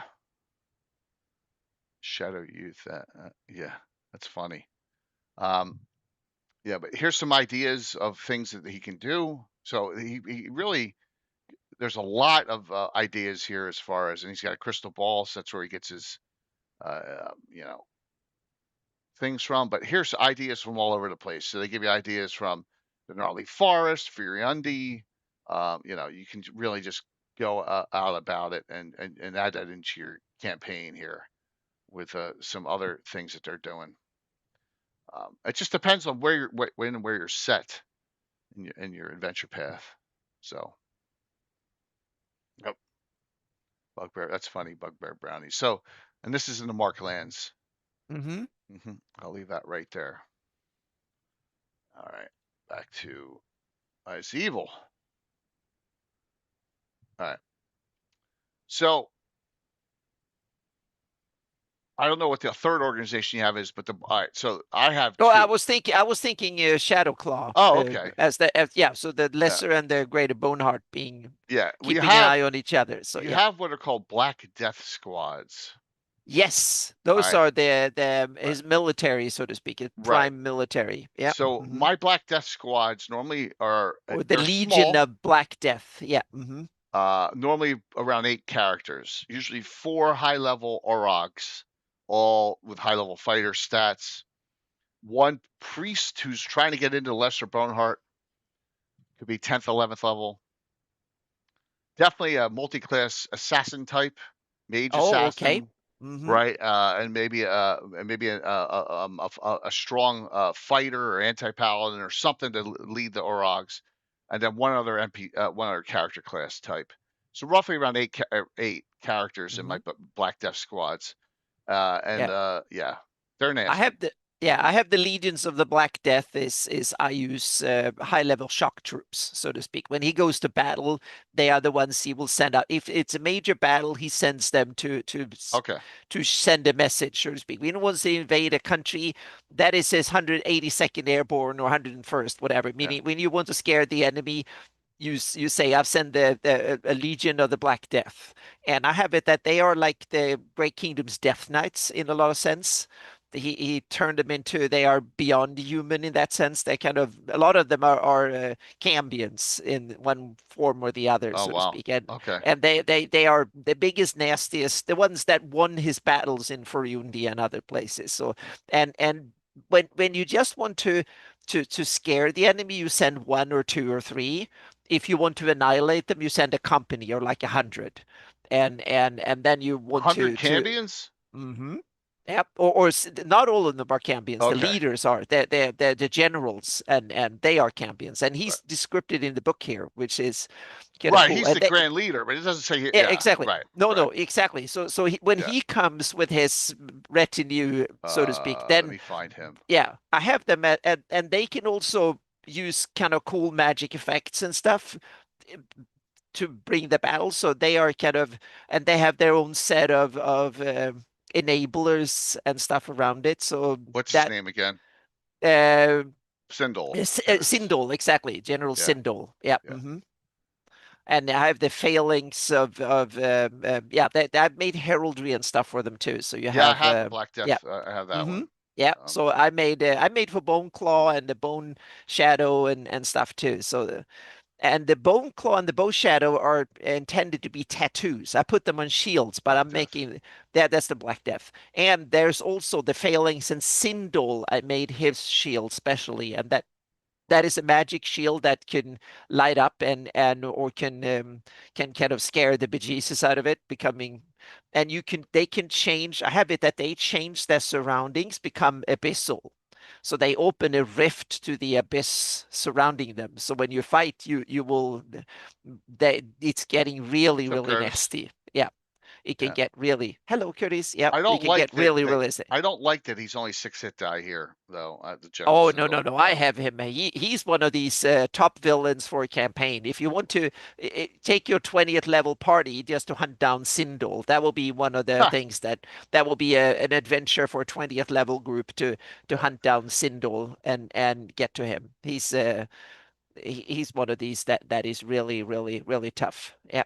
yeah, so my groups are adventure-based purpose ones where they're seeking something or they're going Mm-hmm. after or going to assassinate someone, Yeah. and there's 8 of them coming out with Yeah. it's an evil adventuring party basically, the Mm-hmm. squads, the Yeah. Black Death squads, because the last thing I want to do is I don't want to have a fight with 15, 16. We don't go that high level, we don't No, do that. for So me, it's yeah, simply yeah, they are the symbol. They are the force that I use to conquer countries, and I don't use them as something that the character should engage with. I use them as something that the character should flee from. right, So when Sindel comes with that, that's when you need yeah, an army. You need the resources of a country to stand against him. okay. It's Th- not an adventuring party, but if you're a party of 15 plus, then you are the ones that can withstand him, so to Okay, speak. Yeah. He's they one of these sound major villains. Yeah. the only Anna, the only gripe I have with that is they sound like they could take out the whole Greater Boneheart. No, yeah, but the Boneheart is one of these. Yeah, but Sindel is the instrument of power, so to speak, and Okay. the Bonehearts are the one making the decisions, not necessarily the strongest individuals, so to speak. Sindel I have as one of the toughest beasts. If you want to, Okay. if you should avoid fighting someone, he's probably the one you should avoid fighting. But on the other hand, Helge and Althea have more higher clerical powers. So they are the ones that don't go into a room with them because you would never come out again, at least not as Oh, well, yourself. that's yeah. Okay. Sindel is the one, don't meet him out in the field trying to think that you will survive him. He's like the leader of the Nazguls or something like that. He's the one Uh, that I use yeah. in order to conquer countries. Yeah. With Meaning, 50, yeah, in here he's only got 51 hit points. yeah. Meaning, come on, that Yeah. many that doesn't that's not scary. Not even to uh, degraded shieldlanders wouldn't be scared of Oh. him. No. Yeah. -8 armor Yeah, class would. but the Yeah. number of hit points, that's part of if he would fifth edition, he would have 280 hit points or something like that. So yeah. What, converted from 50?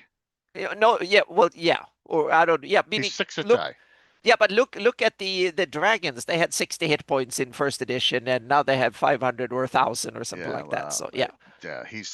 yeah. I'm just saying he's because he's a Cambion. He's statted out as the Cambion Oh yeah, I know, max. I yeah, know. It's yeah. just it's a little. Yeah, but He should be he's the higher. one of IU's toughest champions on the battlefield. So he IU's wouldn't have conquered anything with with him with 50 hit points. Come on, Yeah.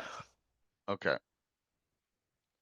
you Uh, need something that's scarier than that. yeah. Yeah, but that's different how you run your campaign. He can be a Yeah. sneaky, skulky guy who just have reputation Well, no. and there's Just not much to it. I Yeah. I think a l- a lot of I maybe I'm wrong here. A lot of Irish's victory is just because the other side was so freaking incompetent, and they Uh, wasn't the greatest of troops. okay. Yeah. Yeah. That's a different. Yeah. Yeah, I like normally don't. I see that in like maybe that's what Sergeant was doing Lord of the Rings wise, where people are just once you flee, you're done. Once you Hmm. break, you're done, and it doesn't Yeah. matter that it's just orcs and aurochs attacking you. I have it that they were different. I mean, the Shieldlanders were they were in a bad mood and a bad morale, Well, whatever. they're But the just yeah. Furiundians were not. They held firm and kicked him out. So yeah. Well, not for years. No, but they did. That's Yeah, the it takes sometimes it takes a long time. You with don't the want help to. of a crook of Ral, Anna. Yeah, exactly. That's what it takes. Yeah, and that's what I'm going to say. With That's why you need. Roger Moore saved them. Oh yeah. Yeah, yeah. But that was That's just what I. also some of Yeah. the other things that I think is overpowered because the Crocodile, you Oh, don't put an item out and now it's in the world and everybody yeah. just goes home. That's yeah, that's kind of a yeah. Yeah, it's a lot of I think you can see that in a lot of Yeah. maybe some real world stuff and all. But there are powerful characters that IUS has access to, and there's a lot of really great NPCs in Yeah, here. Obmi is a cool, super But powerful Omni's not character in fighting the in a set. war.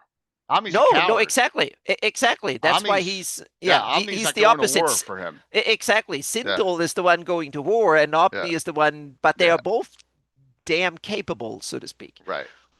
That's Or true. should be, in my opinion. Yeah. Yeah. So But they got a they lot have of different purpose and different methods and stuff. So yeah. true. That's absolutely true. They have a lot of so there's a And lot of NPCs yeah. in here. Yeah, and it's also up to the nature of your campaign Yeah. and the Yep. nature of what kind of villain you want IUs to be and how you want your good countries to be. Are they feeble, unorganized, scaredy cats that go home, or are they beleaguered, hardened troops that will stand firm, so to speak? Meaning you can depict one or the other. You can Right. have one nation. Some nations are being run by corrupt cowards, and the other ones are not. Well, and Yeah. just sheer numbers too sometimes win the day, Oh unfortunately. yeah, Yeah. definitely. Yep. Yep. Do you have any of these that you really like that stand out for you in here? I mean, I'm not going to go over the free reavers because they're really not part of the discussion here. No, but I just mentioned them that they are an interesting free reavers are one of these interesting that can be major villains, but they can also be useful third party in something. They can play different cards, so to speak. They can be the wild card that is not necessarily against the characters, or they might be the nastiest, worst the characters will ever encounter. So the Free Reavers is one of these wild cards you can play one way or the other Yep. in your campaign, so to speak, which I think it's And we really have some cool. new free Reavers coming too. Yeah. Wrote up some. Yeah. So So they can play they kind of, yeah, they're the jack of all trades kind of villain that you can use for or against the party, so to speak, depending on or both. Yeah. So here's a guy here. This guy Malcrick is a priest of Iuz, and he's underneath Zenvaline. He'd be a good one that you could utilize. Yeah. Yeah.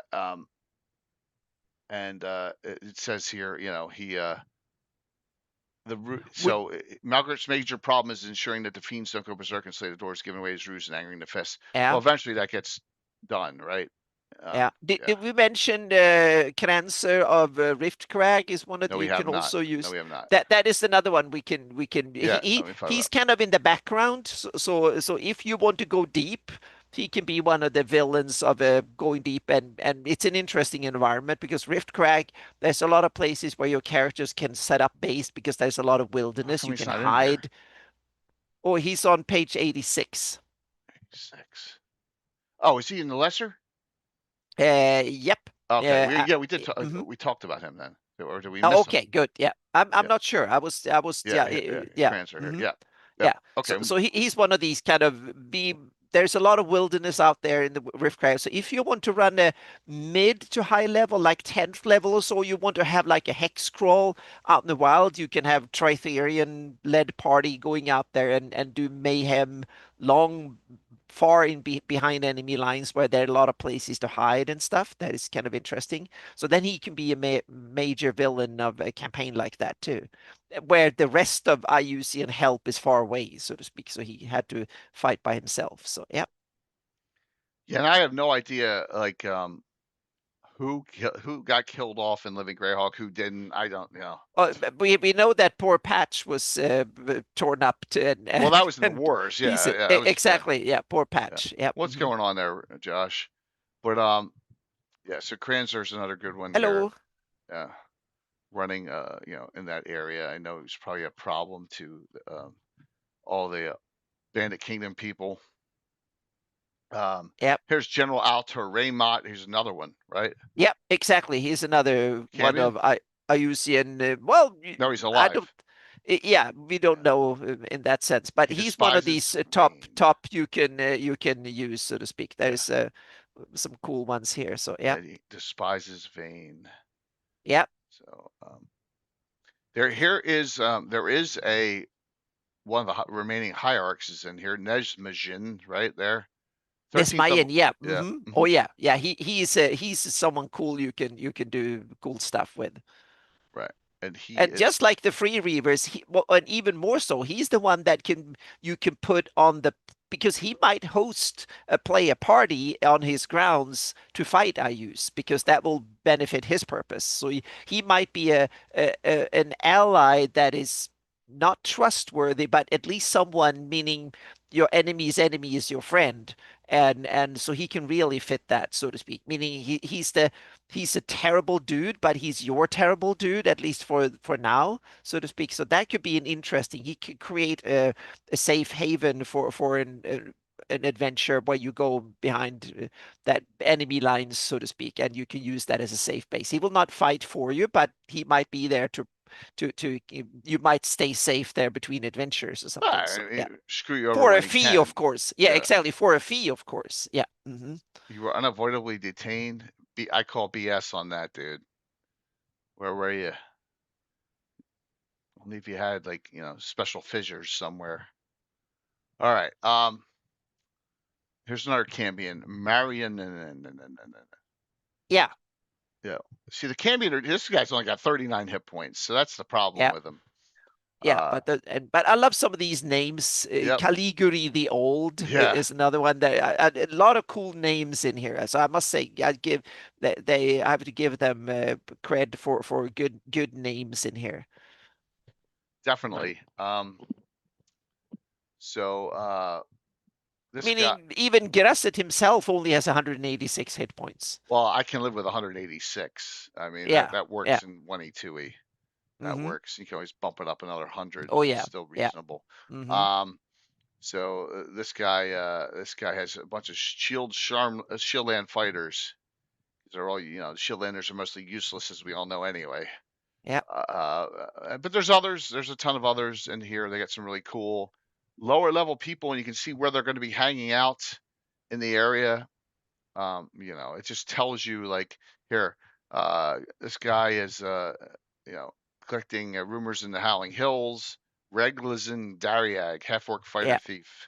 Yeah, and Dalvir the Lich must be mentioned because he's a cool character that you can also use, just like the Reavers or Nesmayan. You can also use him as just a terrible nuisance or someone that might be on the same side, but completely unreliable and terrible to deal with, but someone that the characters and the party might be able to fool Iusians in there or something like that and then try to avoid. I have him, I made a whole backstory on him back in the early days, so to speak, when before he was a lich. So I Oh, need to interesting. publish that. Yeah, so I made him, he's part of the backstory for my campaign, Shieldland's campaign back in the day when he was one of the old flam that was fighting against the Great Kingdom and the original Ridians that came in and settled. Where's And his then he place now? Isn't it in the it's in the Tangles, in the the Horn Tangles, right? Society. Yeah. Yeah, the northeastern part of Horn Society.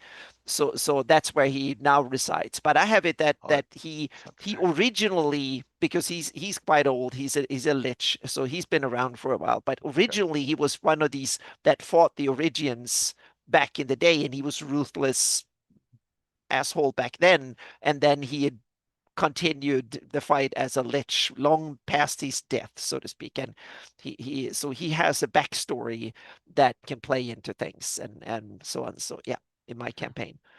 Here's another Baron Kurzinen of Rookroost, another Cambion. Yeah. Mm-hmm. Yeah. Yeah. Lots of Cambions. Yeah, which I think it's meaning you hire people you understand. And Right, I but no use Allo it, yeah. demons. That's why I'm surprised there's no female Allo demons. He's all Cambions. That's yeah. Yeah. Yeah, I would like to have seen some of them too. Mm-hmm. Yeah, becoming a favorite. Let's see. This guy is working kind of for Grazitz a little bit here. Oh yeah, because I think he still has in my campaign he has an interest in this, but now Iuz doesn't work for his dad anymore. So that Yeah. means that Okay. Gerasset is running. Keep an eye on things. He's also starting to promote enemies of Iuz, and but he doesn't want Iuz to disappear, but he wants to somehow tweak his politics in some way. So they don't see eye to eye anymore, and also he wants to make sure that Iuz doesn't get powerful enough to become. He doesn't want more enemies down in the abyss. So Grasset is now realizing that Iuz might become a rival down the line, and he doesn't want that to happen. So that's the. It's Okay. more like yeah, keep I an like eye on and deter, I so to like this speak. guy, Kazakwil the Snake, Yeah. Mm-hmm. Dark Elf, Yep. Diviner, which Yep. is okay. Another cool name there too. So yeah. Yeah. But they mentioned Grekten Selrurk, the Torch of Groom, which is another Well, cool. Yeah, yeah. he's a major character in my campaign. Okay. Mm-hmm. So, Yep. the, when I think we just talked about that on Sunday night. When Okay. we were talking about the Vespi, Yeah. right? Mm-hmm. Right. Here, I'll Yep. bring this map up. So he's the leader of the Torch of Groomsh. So the Torch of Groomsh I have acting from in these areas, all these skirmish areas up, all the way through the Goblinite lands, not in the time of Tree, but from here all the way down. Right, they can be Mm-hmm. anywhere. They're the Yeah. indigenous orcs to the Vespi Forest. Yeah. Um, and it's Groomsh, right? And all Yep. their priests pluck one eye out so they can be more like Yep. Groomsh. And we have the Ursun and other tribes and stuff But they fight playing the part here. Iusian orcs. They don't Yeah. completely, Mm-hmm. and that's Yeah. a cool. The enemy of my enemy is my friend. So Exactly. That opens up for interesting mhm. twists, plot twists and stuff you can use in Yep. your campaign, and so I love that definitely start the yeah. Sergeant was onto something with that. Hmm. Because all orcs should not be to pluck your eye out, kid. Yes. Yeah. So And especially since I use want to replace their deities and stuff, so yep. so I can totally get it that orcs will resist him for that reasons, and hobgoblins and goblins stuff too. So yeah. We got to. So once again, this is where I think why are orcs lawful evil in first edition and they turn chaotic evil later? Well, Hmm. I see the I using orcs as chaotic evil and the groom shorts as lawful evil.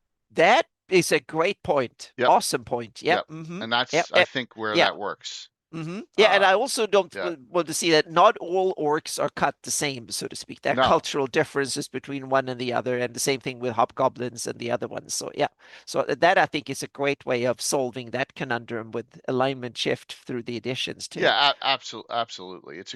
Yeah. It just makes sense to me. Hmm. But so they had to when this happened. Bill's character Jonar Doombug is a half orc fighter cleric, and he took Walt's Voodoo Man Riff with him, the guy who's the fighter necromancer, the guy with the top hat. You've seen him adventuring recently. And they went in and they parlayed with the Torch of Groomsh, and they had a captured high level Orog that they were saving, and they said, "All right, prove yourself," and they had to fight to the death, Hmm. and that's how they gained his like favor by when he killed that Orog. And then so they're loosely allied. That doesn't mean that in the future they're not going to, you know, one day if there's no more Hmm. well, who knows if that's going to happen in my lifetime, but No, yeah, but yeah. yeah, yeah. It's a cool thing to see having orcs on two separate sides. Oh, yeah, and I think a campaign world and your Yeah, campaign should be more multifaceted. It should not yeah, be completely black and white. There should be, right. meaning the gray in GREYHAWK, I think, serves an interesting purpose to have a more multifaceted world. Especially chaotic evil should not. They should fight and hate each other as much as they hate anyone Yeah. else, and be hard for them. They will not collaborate or cooperate well at all. So yeah, So this is the one right here. This Kreshenk is the yeah. one Hmm. where I thought that Sergeant was his Orogs were like the Urukai. They were, maybe had a touch of human in them, but they're maybe if they're half ogre, half orc, they're not like Grillins, but they're like super orcs that can level up. And that was this guy right Yep. here, Orog, and Yep. he's 11th level Hmm. fighter. Yeah, Um, he's a good yeah, good villain there to right, have. but Yep. he's got way more hit points than the freaking Cambions do. Oh So, yeah. Yeah. yeah, Cambion seems to be unusually weak when it comes yeah, to hit it's just points. because he's going right from the rules in the monster Oh manuals. yeah, he Yeah, had to because this is a published right. product. So yeah. Kreshnik is proud of his services to Iuz and actually met him once an event which you'd love to be able to speak. Sadly, emotion overwhelms him, and he cannot string a coherent syllable together. So there you go. And that's where I was like, that's where the Orogs were created.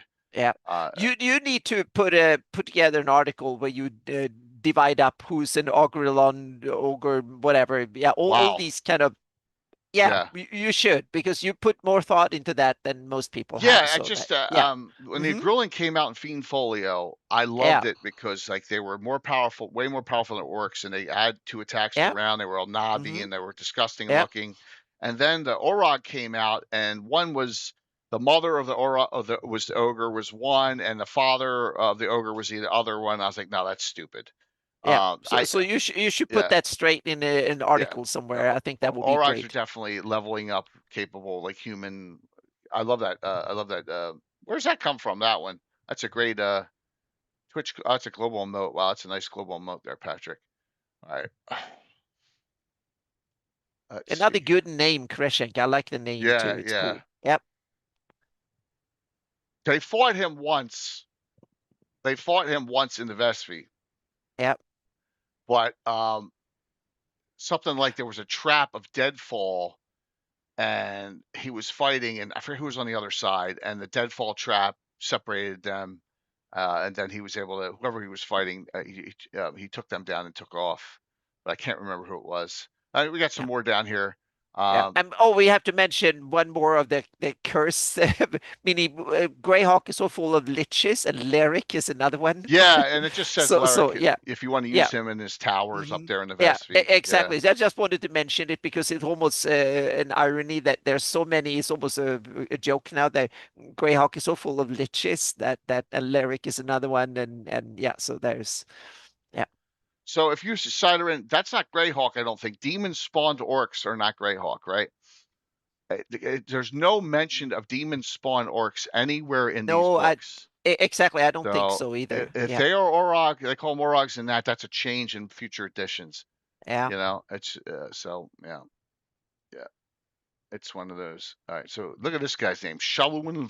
I can't even pronounce that. Which is page are you on now? I'm on 94. Oh, Sindel, the page you Sindel. passed Pasrel. We needed to Oh yeah, mention well, him Pastor's just. just a demon lord, right? Oh Yeah. yeah, but we need to mention him because he's one of the major henchmen of Iuz. It's another demon lord that Iuz put an alliance with, and Well, yeah. he's above Ius. Well, yeah, he's kind of yeah, he's in some ways literally because he's the aerial demon, so he's having all these flying creatures. So yeah, Yeah, it says he's in alliance with Ius because he's warrior Grassets. yeah. Yeah, it's So one of these that Grass had sent there yeah, to keep an eye on, and then we'll see how that deteriorates from there. it's So just yeah. gives it just that's funny, Patrick. Yeah. So it could be that you know, he disappears during when the Crooked Row comes because I don't hear much from him after this. Exactly. He Yeah. disappears. Yeah, Roger What's up, Bacon? Emore What's up? kind of put an end What's to up, Michael? Pasrel's rule. Yeah. Michael, I don't know if you'll be back, but I'll have a game on Saturday at 11. More barbarian hijinks. So yeah, hopefully I have a bunch of new terrain that's coming from Gamescape. Hopefully Yeah. it gets here on time. Yeah, a lot of cool names. I must give it again. A lot of cool names on these He various probably henchmen was here. getting tired and just started like Yeah, he must have. Yeah, because jumbling I stuff like it. together. Maybe like Sindol. I like that name Yeah. too. And All so right. there's a lot of cool names here. So So yeah, Shulan Thorn here, middle-aged man, Lake of yeah. Call. Mm-hmm. Yeah. Yeah. My gosh, see, That's Census another Spine place Blades. full of natural Yeah. wonders and weird stuff. Yeah. Hey, Jenny, what's up? Steal it Hello. away. Steal away. Just get this publication, Eyes of Evil, and you can steal all day long. Look at that. Yeah. Boom. Mm-hmm. Got your Yeah. shout out right there. Boop. Hope you like that shirt you got. Oh, yes. So Jenny's got a Virtual Grad Con shirt.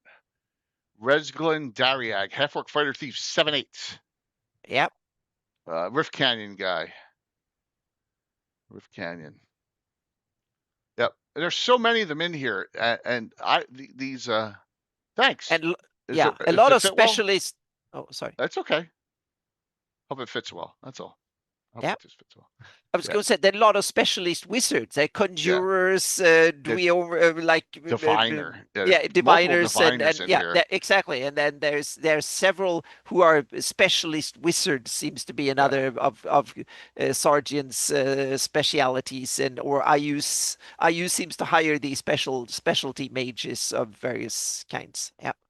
Well, I think Carl's going full second edition here with all this Exactly, stuff. because that became mechanically a thing in second edition. But no So I guess that's what. necromancers.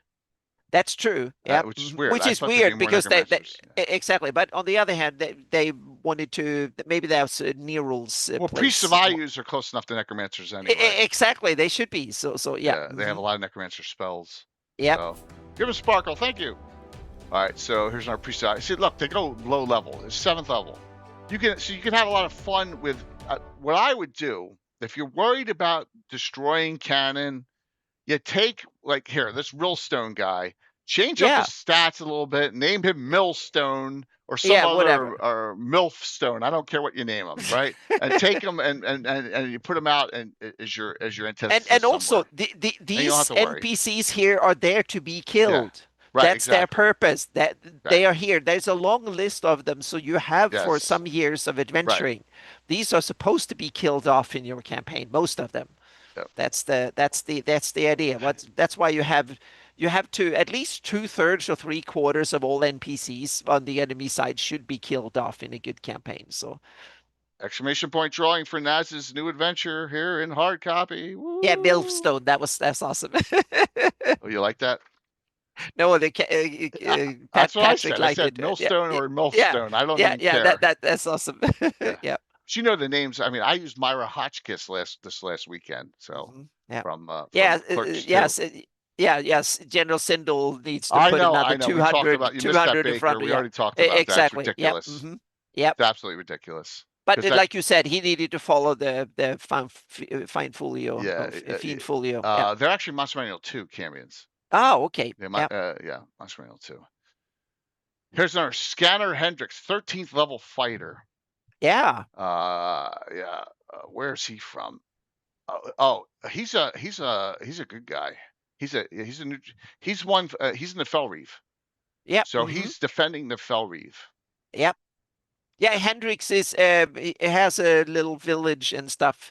It's on my map in the Hold on one second. Eastern Fell Reef. He's the leader of the defenders of Fort Hendrix. Oh, Is okay. named after him, a defender of the Greenkeep. So yeah. Oh, good.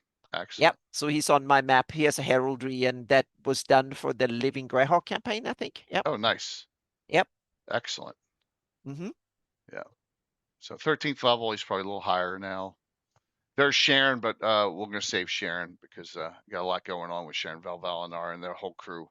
Yeah. I did a whole write-up on Sharon's background, by the way, for the Luke publication. Yeah, and Tripsinkin, an 8th level half-orc fighter, perfect for low-level master villain, so to speak, for a low-level campaign. Yeah, and he's at Lost Forge, which is right in Shieldlands.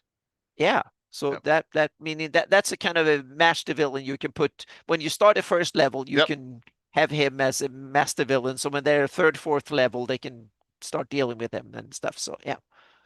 Spurdlin. Yeah, that's another cool name. I don't know what where. Oh, he's it's in Kendragund. Yeah. Mm-hmm. Yep. Here's your guy you killed already. Oh yeah, Vakunis. Yeah. Mm-hmm. Yep. Conjurer. Yep. Yeah. So he thought it's a shame he's dead in your campaign. He's only temporarily out of action, so to speak. Yeah. Vane, he thought Vane was a loser, which he was. Yeah. Yeah. So, yeah. He had a plan. Yeah. It says he was working with Rennie. Yeah, that's why in my campaign, that's what he was doing. He was liaison for Iuz with the Rennie when he was caught in all that and got killed. Oh, okay. Yeah, because Katarina had sent out her people there, and Vakunis walked in and thought that these were the local little low life that he normally only orders around. What he didn't realize that were two 8th level patrolmen from the Shield Patrol, and one of them was Onsek, the half orc, and he's an 8th level bastard. So it wasn't the player characters that killed him. No, he was no player character. But they were in there, and I just let the dice fall where they fell. So that was it, so to speak. So and he critted. Let the players roll for Onsek, and Onsek loaded double crits and all that stuff. So it was a quick affair. It was like 2 rounds, and that was it. Fighter on a wizard. Yep. He should have teleported or dimension doored away. Oh yeah, but he didn't get a chance. He didn't see that one coming, so that didn't give him a chance. So yeah, but he had a backup plan. So he's a conjurer after all. So yeah. I love this next one, Zavendra. She's a little I have never used her. So yeah, females here are some of my favorites. Yeah.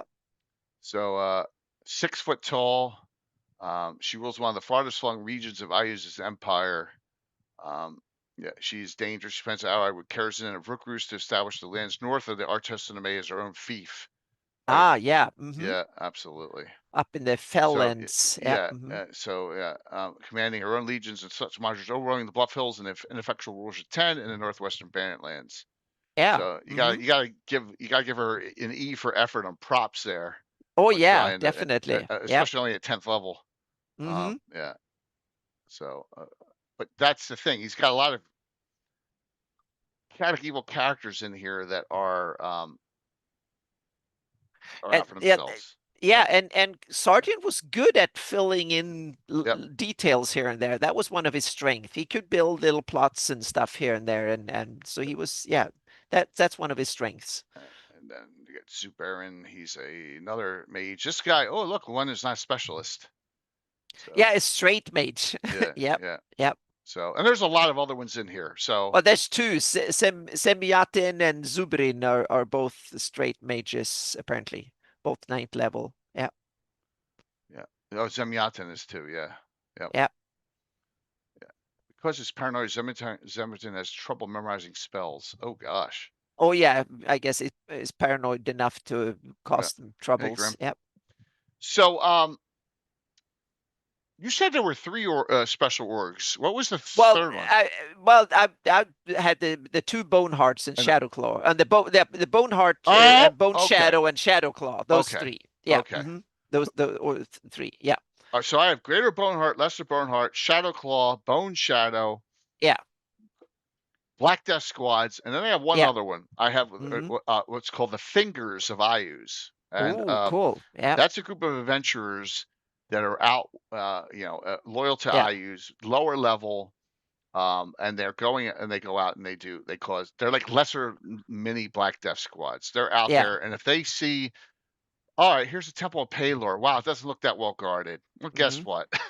Yeah. They're Yeah, when it comes to Marauders. organizations, I and big factions, he only has like Hmm. the big ones. And then I use is more like he appoints people personally to do stuff is rather than having organizations. And Right. then but then you have the other ones, meaning the Helga and Althea, they have their own groups and stuff under them that they don't tell Ius about, so to speak. So they try to keep secrets and run their own little thieves the way they see fit and spy on each other and do all sorts of stuff and spy on the enemies too. So there's a myriad of sub organizations, but they don't even dare to name them or give a symbol because if Ius find that out, he gets very angry. So they and they run things on a personal by personal basis rather than organizing it. They don't write rules or set up symbols and stuff. Usually, Ius does do that in order to instill fear in the enemy and his own people. So that's why the Bone Shadow and the Bone Claw and stuff have symbols so they can kind of scare others with them. And there's probably a lot of people Yeah, out there that none of them know each other and they're taking it on their own, exactly. That's hoping part of it. for, Yeah. to get into favor, Yeah, you know. exactly. And they need to, meaning if one get caught by the enemy, they should not be, meaning you use a cell structure. So you only know the people in your cell. So if you get caught or whatever, then that information you can't damage the organization as a whole, so to speak, as a Right. whole. So that's standard operating Yeah. procedures. I think that Ius is smart enough to follow.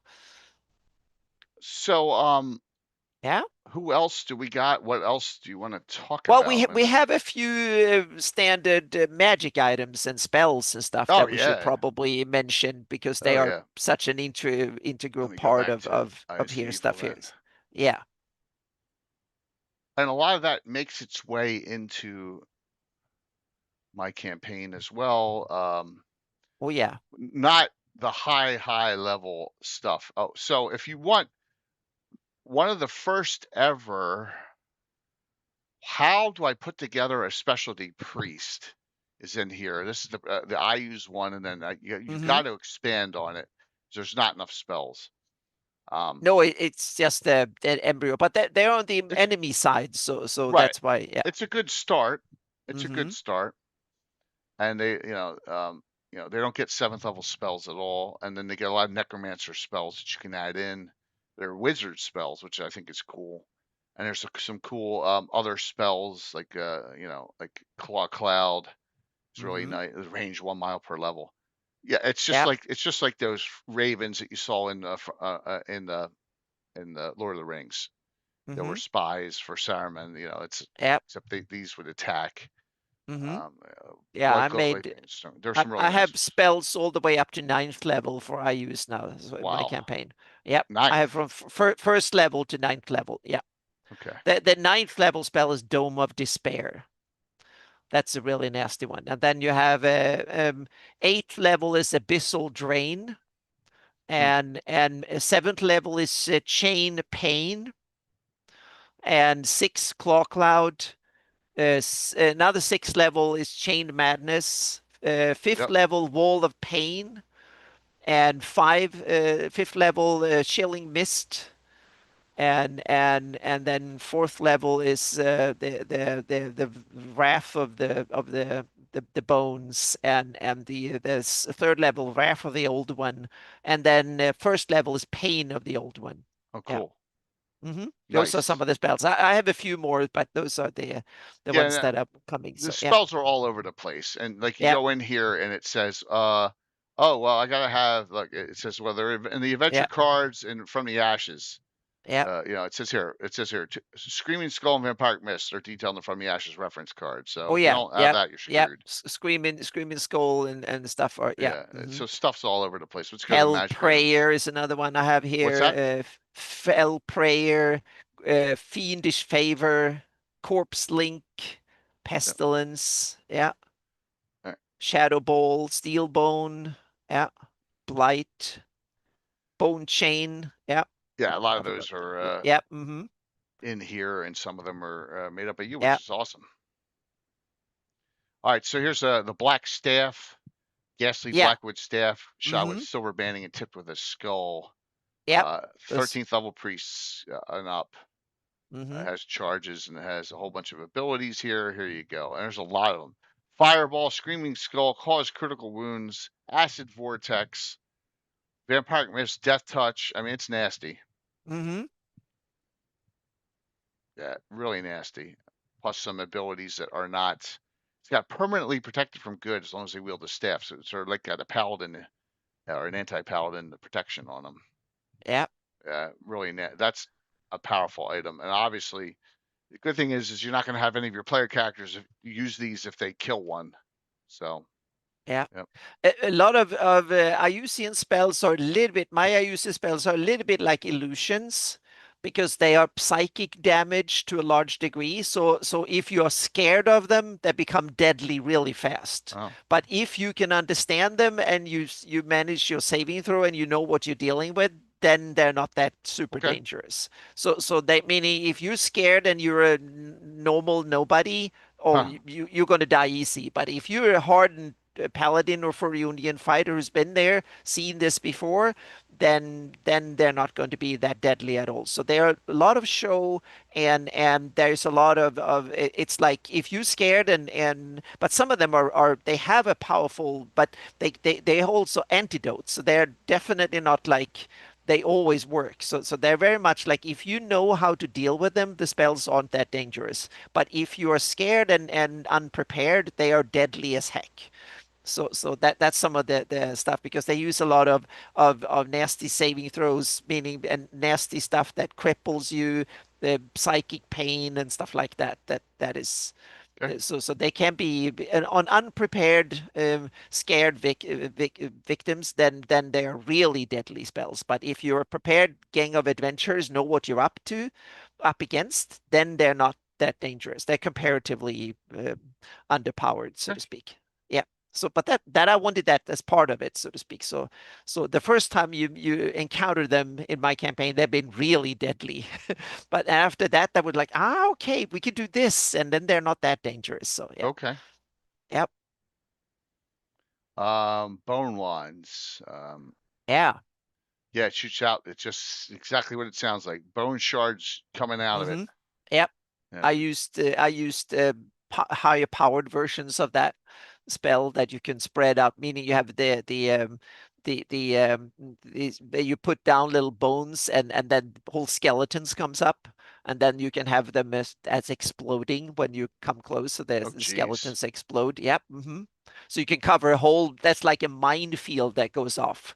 So when you come up that creates whole minefield. I ran that, the rest game I ran at Bergen Man, I used that. They were 10th level characters and they were big, but they were really smart. What they did was that they used the lightning bolt to go through all of them. So they basically disarmed like you would use one of these long charges Hmm. that are elongated ones that you fire. They used, because one of the guys had been in the military. He's like, oh, I used the lightning bolt and I kept putting lightning bolts down the same through the minefield, so to speak. So he unset he basically blew up the field before, and then they ran through. That was really, really smart. Oh, I was interesting. like, how the heck are they? I thought I painted the whole party in the corner, but damn, that was really, really smart. He used that. So that was really, really smart. So yeah.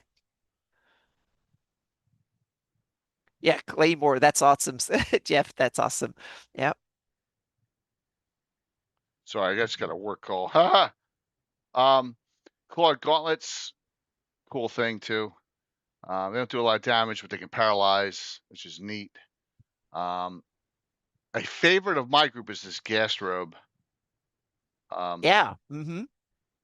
I yeah, think that should be part of it, and thank you, Simbakis, is that yeah, I think that should be initially if you're scared of Iuz, he should be damn dangerous. Otherwise, once you know how to deal with him, he's not anywhere near as dangerous as he could be at first sight, so to speak. yeah, so gas robes make you immune. You can walk through undead and stuff, and you can, Mm-hmm. yeah. So problem Yeah. is you smell like a ghast, so you're not getting near Yeah. your own party members. Yeah. Yeah, you get paralyzed by touch. Now these are the most the ebon skulls are rare, and there's only a couple in existence. And I think there's only three. Um, yeah, three are known to exist, and one of them was stolen by Iuz, and it is currently in the Eagle's Nest in Vespi Forest. As I think the thief, it says it was supposedly stolen by a thief named the Passing Shadow. And I have her, and she's holed up in the vestry with the characters there, seeking protection. She doesn't know where to go next. So yeah, so Yeah. that has happened in our game. But yes, there are Ebon skulls are nasty. You can turn go to line clerics as if with it. It's some really crazy stuff. Plus a lot of cloud kill damage and things like that. So there's Mm-hmm. the Ebon skulls. Yeah, really nasty items. Items you can use, outside of just adventuring. Like I said, the gas rope's really cool. Yeah, Good and idea. the a spell like Stone Curse is kind of cool in that Yeah, way that it gets the destroys stone from walls and stuff exactly from so over things like time. that is kind of cool. That I like that they put in spells that are not just directed towards Right. people. You can they make interesting use in campaigns. Yeah. And I've done the chain madness on the group multiple times in communities that they have the chain That madness yeah. spell. Yeah, and it was also a cool spell because it affects themselves too. So it's so I like that Right. the spells are not perfect. It's and I use magic is kind of haphazard and See if I can really find that. dangerous, but dangerous for everybody, including the caster of it Second and here. stuff. So I like that. Let's see if I can find the Thassalos creation Yeah, yep, it should be there in in the back. back of Yep. this. Second Mm-hmm. one. No. What it was. All right, let me try. Oh, it's probably book 3. Whoops. Yeah, All that's right, where it's the been a while. extra the encounter sheets Yeah, and I stuff just were. closed Yep. out all my stuff like I did by accident here. Let me just bring Eyes of Evil back up. All right. Only have the first 2. Let me see if I got. I gotta go to my From the Ashes folder. 1 second here. From the Ashes. When I didn't have, I had the first 2, but not From the Ashes at 5. Yep. Oh, there we go. Yeah, Baron the going. Varagoin. Abyss. Yep. Yep. The Abyss Bats. Mm-hmm. There it is. Yep. That's one of Ken Frank's illustrations, I think. Yeah. KF. He did it. Yep. Yeah, he did a lot Yep. of GREYHAWK stuff. So I like it. Yeah. Mm-hmm. Yeah. So Panzerzik has his own Greater Thassalos that he takes around when they fight him. So, Yep. um, yeah. One of my favorite. It's a great monster. Mm-hmm. Here's a spell. Like when you're trying to compile your IU spells, there's a spell on the back of this page that like Mm-hmm. you'd never know. Here it is. Create Thassalos. Yep. It's the only place it exists Yep. right here. But you need also you need a wizard too. So the wizard needs only to use a limited wish rather than a wish. So you need a 14th level mage that can cast 7th level spell to do that. Mm-hmm. So, but yeah, the fast loss is a great, And the greater ones are Yep. got some intelligence. They got good magic resistance. Yeah, it's a cool thing. Yeah, I don't know. Is there Lossel here too? Yeah, and my favorite of Yep. all time. Hmm. Also from the Gord books, the There are Lossels are Lossels in the described. Gourd books. Awesome. Yep. Hmm. Yep. There are Lossels in here. Yeah. And we've had Bill, the Master Crafter is cursed as he has gotten killed from a Lossel throwing his petrified crap at him, critical hit him in the chest and stopped his heart and killed him on a crit.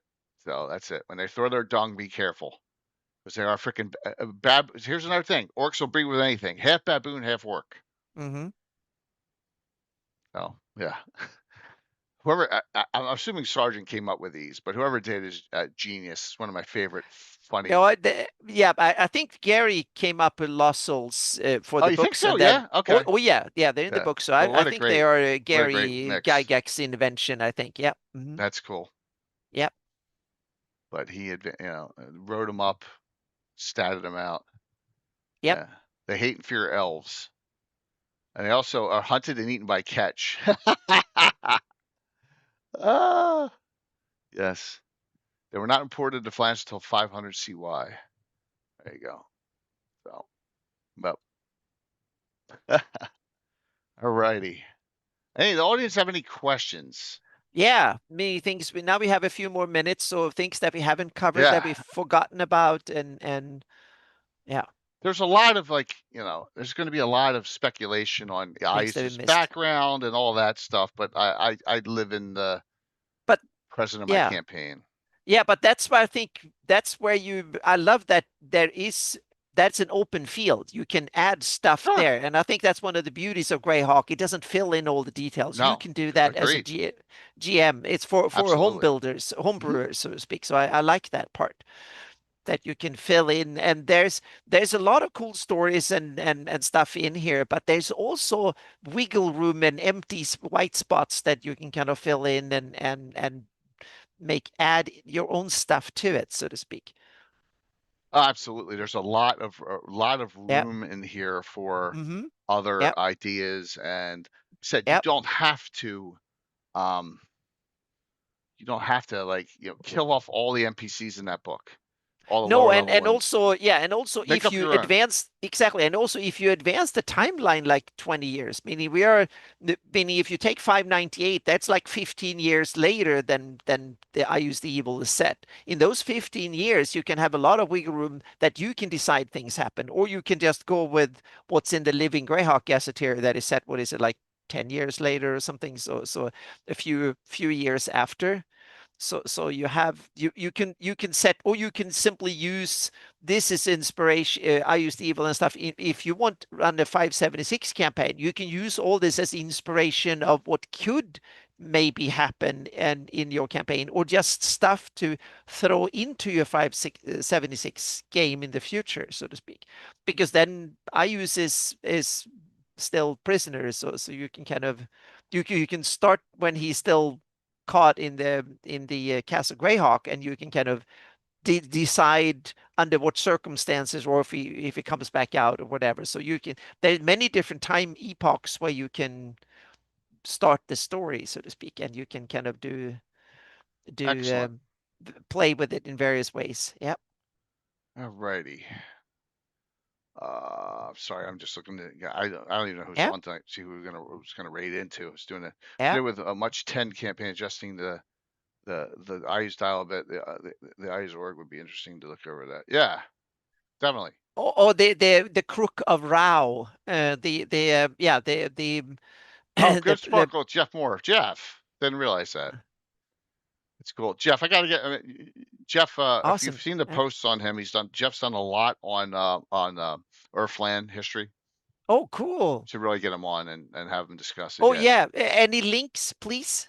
Links? Do you have You're not on blogs? Facebook. No, I'm not on It's Facebook all on anymore. So Facebook. okay, well there we It's go. it's Yep. on Craft Okay, Adventures awesome. and stuff Thank like you. that. Thank you. So Yep. quick story about with Jeff. Give him sparkle. Jeff was a year behind me in high school. So myself, Tim, and Walt, and I don't think Mark did, but we all played together a lot. Lord Gazumba has an item that he created, the Scepter of Disguise. I have it to this day on my character sheet still. That he created back when we were playing way Cool. back in the day. Yeah. Yeah, yeah, Awesome. yeah. So we're gonna be on Anna. Yeah, you've been on Anna's Shadow Cavern location. Cool. Yeah, Jeff's got some really great ideas and stuff. I'm glad to see you on here hanging out, man. I mean, Hmm. it's just been a long time. I mean, where'd the time go? We were like 14, 15, 16 years old back then. Now I'm 58. You know what I'm saying? It's freaking crazy. Just nuts. But yeah, it's good to see an old face. And yeah, definitely gotta get chat it up. I'll let the crew know. Yeah, man, it's nuts. Tim's 57, Walt's Hmm. 59. Yeah, I'm 58. It's just insane where all the time went. But yeah, man, it's good to see you on here. No game tomorrow night because of the Eagles game, but we'll have a game Saturday. But what else? Any other questions? Let me shout out the game here. Yeah. Yep. So any other? Yeah, this is a you can do. Oh God, how do I say this? Oh, here, let me show some of the pictures. You want to see what happens when you destroy the bone here.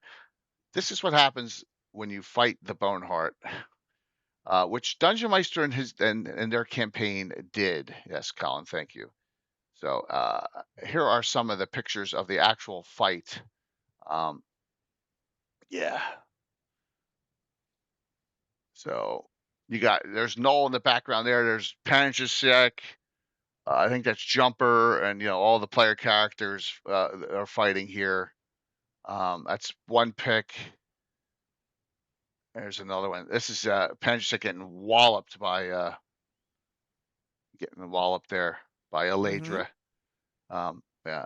So yeah, that's high level fighting. But then the last one at the very end of the fight, as it's all over, she gets killed and she fails her resurrection, and so she dies permanently. One of the player characters. But this is going back. What year is this? 2016. So this is like 9 years ago in his campaign. Yeah, but really cool stuff to Hmm. document it in artwork. Um, so um, yeah, we're playing the Cowboys. Come on. Yeah. We've run a concurrent game of life in GREYHAWK 576, 625. Hey, well, that's been, I'm in 623 in my game now there, Baker. So, Yeah. I'm on yeah, the last day of 599. So yeah, so yeah, we'll be 600 yeah. in So we yeah. got a lot of fun stuff going on. All right. Any other questions or comments before we do, we'll do some shout outs and the giveaways. I only got one shout out because I don't know what I'm doing on Gavin Sunday night and get the game on Saturday, and that's it. So, Anna, what do you got going on? I just published a roadmap for Hawktails going forward. A little bit of what will be up the coming. Yeah, I can put the link here.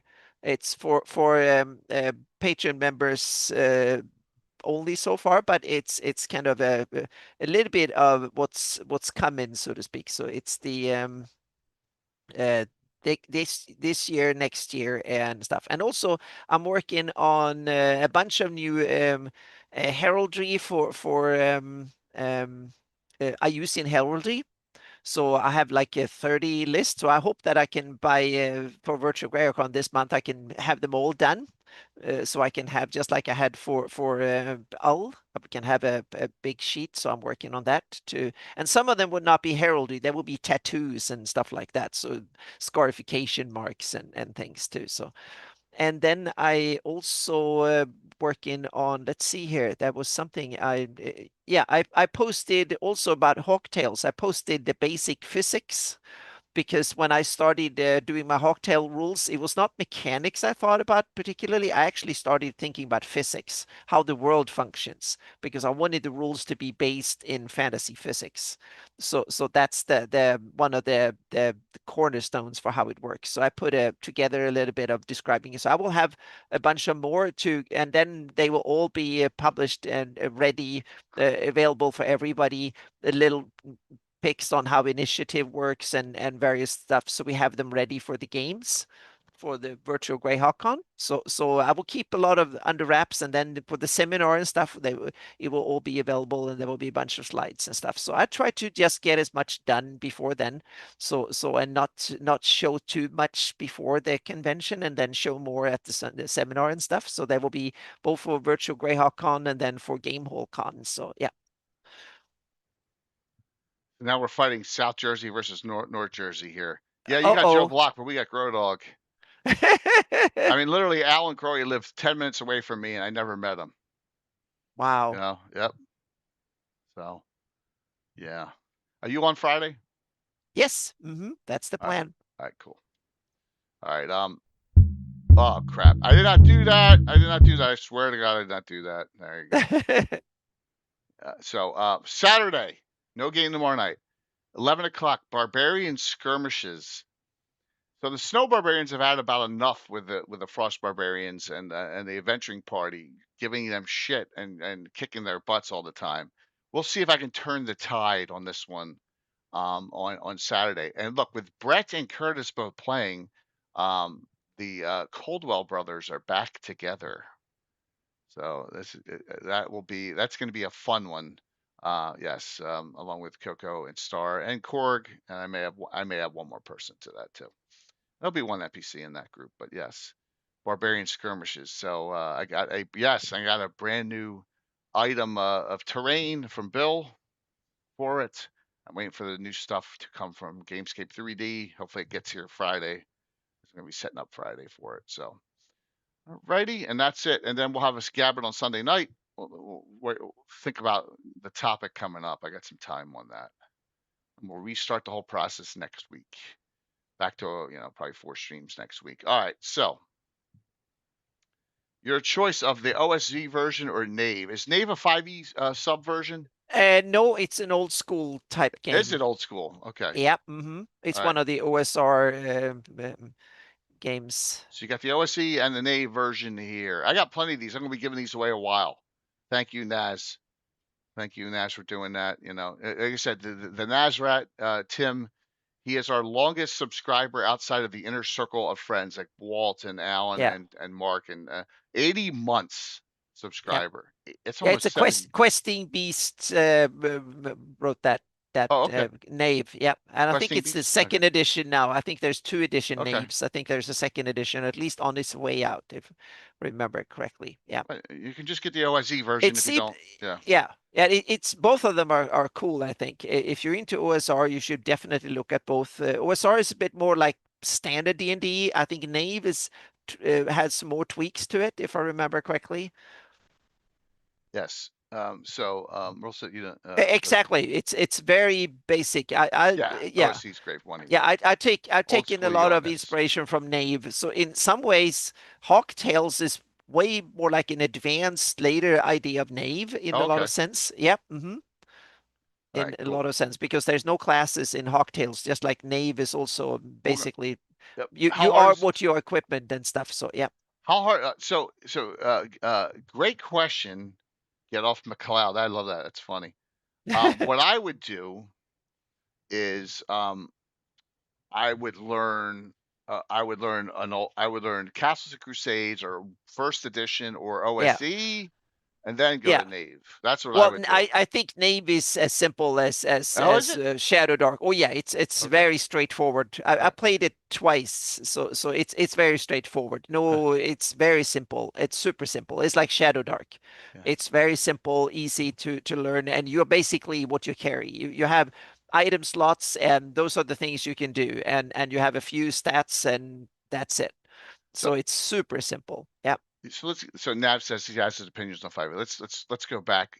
Let's go back. What 6, 7 Yeah. years? 7 years. Go back to when I started streaming. I have a 5 viewer average, and Naves and Naz is on there. He's like, why aren't you guys playing 5e? Right? We're playing with miniatures, and no one's watching us, right? And then so now he's a convert to old school and to all the other stuff, after all this time. Yeah. So yeah, absolutely. After it only took Yeah. 6 years. Mm-hmm. Oh, And I'm just kidding. Questing Beast has an awesome Yeah, newsletter and a YouTube channel. So yeah, look him up, and it's a lot of cool ideas and advice, and he keeps a yeah. good eye on the OSR scene and a bunch of others. So Get yeah. off McLeod. If I would get it, Virtual GrotCon, there's got to be Lando's got to have some. There's got to be games with open still for with Castles and Crusades. There's got to be Oh, some yeah, and that's there. the beauty. It's Now we fun, live in the time where there's so many cool options. So right? whatever your flavor is, you will find something that suits Yeah. Here, your what let me just show that real the quick for right tool anyone. for the Well, job. Yeah. another wrong button again. All right, here we go. Unbelievable. One sec. So let me go to tabletop events.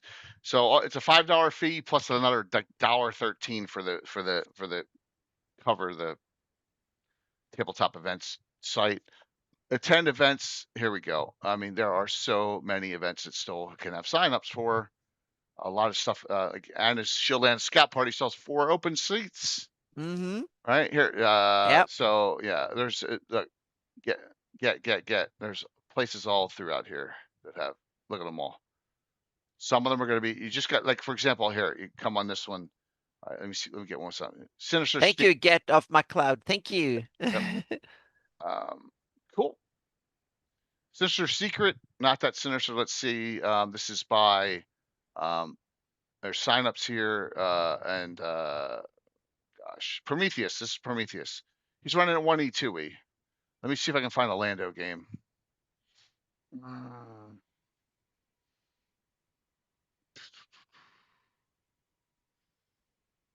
Gosh, see, I wish it would show the names. It would be a lot easier, wouldn't it? Yeah, you just see the title. You Yeah, I don't know see it's who tough. How runs about the it. Witch of Yeah. Riverland? Yeah, you should have who's This running the game, is organizing Ethan it. Cochran. Oh, this is Armin. Armin's running it at 5E. Yeah. Oh, cool. There's stuff all over the place, but you can't, you got to go in and check oaths and measures. Bleak season, 2E. Yeah, but there's if you find a Lando game, it's definitely in the CNC. Yep. Some of them are Phillips Sparky, but there's no way they all are. Yeah. Yep. Oh, you do 3 p.m. Eastern on Friday with Rob. Friday.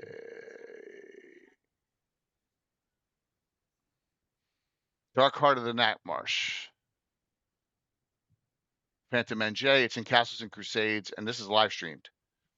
So there you go. There's a game if you want to learn Castles. Rob will be DMing it. Dark Heart of the Knacmarsh. So there you go. There's a lot of options. So just grab it, grab the thing. My wife doesn't want to get on camera. Dude, hold on. Making it more of a scene than just walking in. Sorry. Oh God. There you go. Yep. That's happened. That shows that it's a live thing. So things Making happen. more of a scene instead of just walking in and grabbing it. Yeah, there you go. Yep. Yeah, man, that would be it, and that would, McLeod, that'll get you in the game, get you in the community. Just have a little fun there. All right, so I'm going to give away only one of these, but I will give. If you don't have this, I'll add in the GREYHAWK Gazetteer to the winning. All right. So and then you got to tell me if you want OSE or Knave. All right, here we go. I'm going to close this out. And we'll see who wins, and we're going to raid into someone. I got to figure it out. Yeah.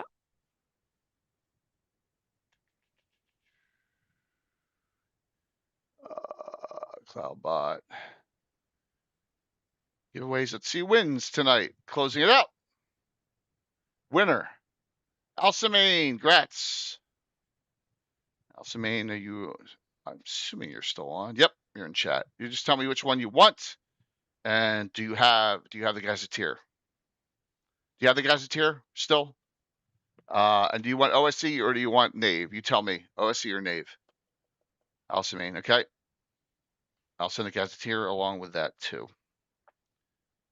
Oh, where are you? Oh, where are you? I'll do another poll then.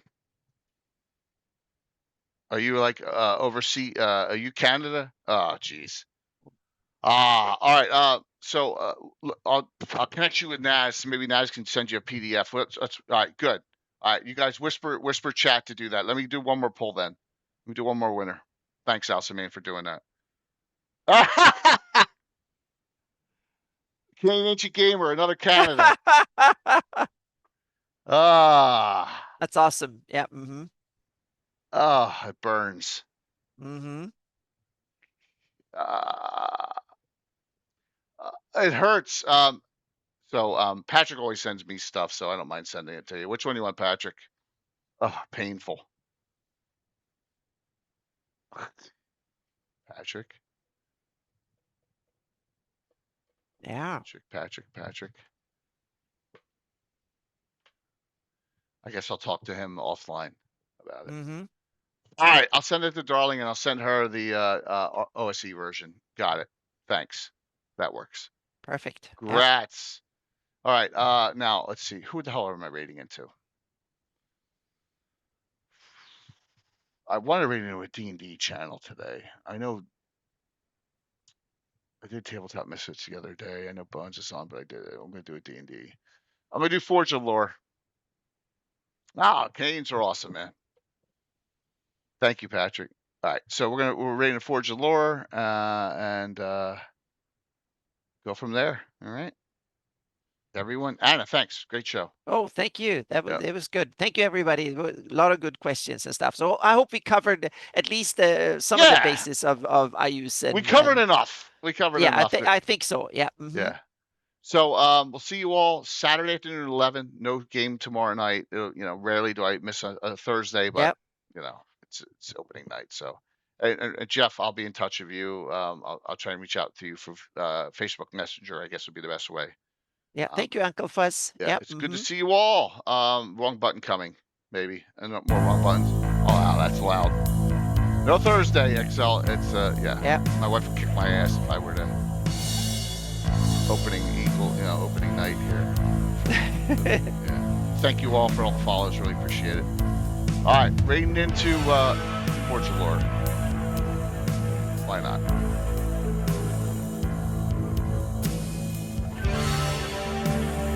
We're doing a Celtic-inspired campaign. We're using Tailspire, which is really cool. So that would be nice. 5, 4, 3, 2, 1. See you Saturday.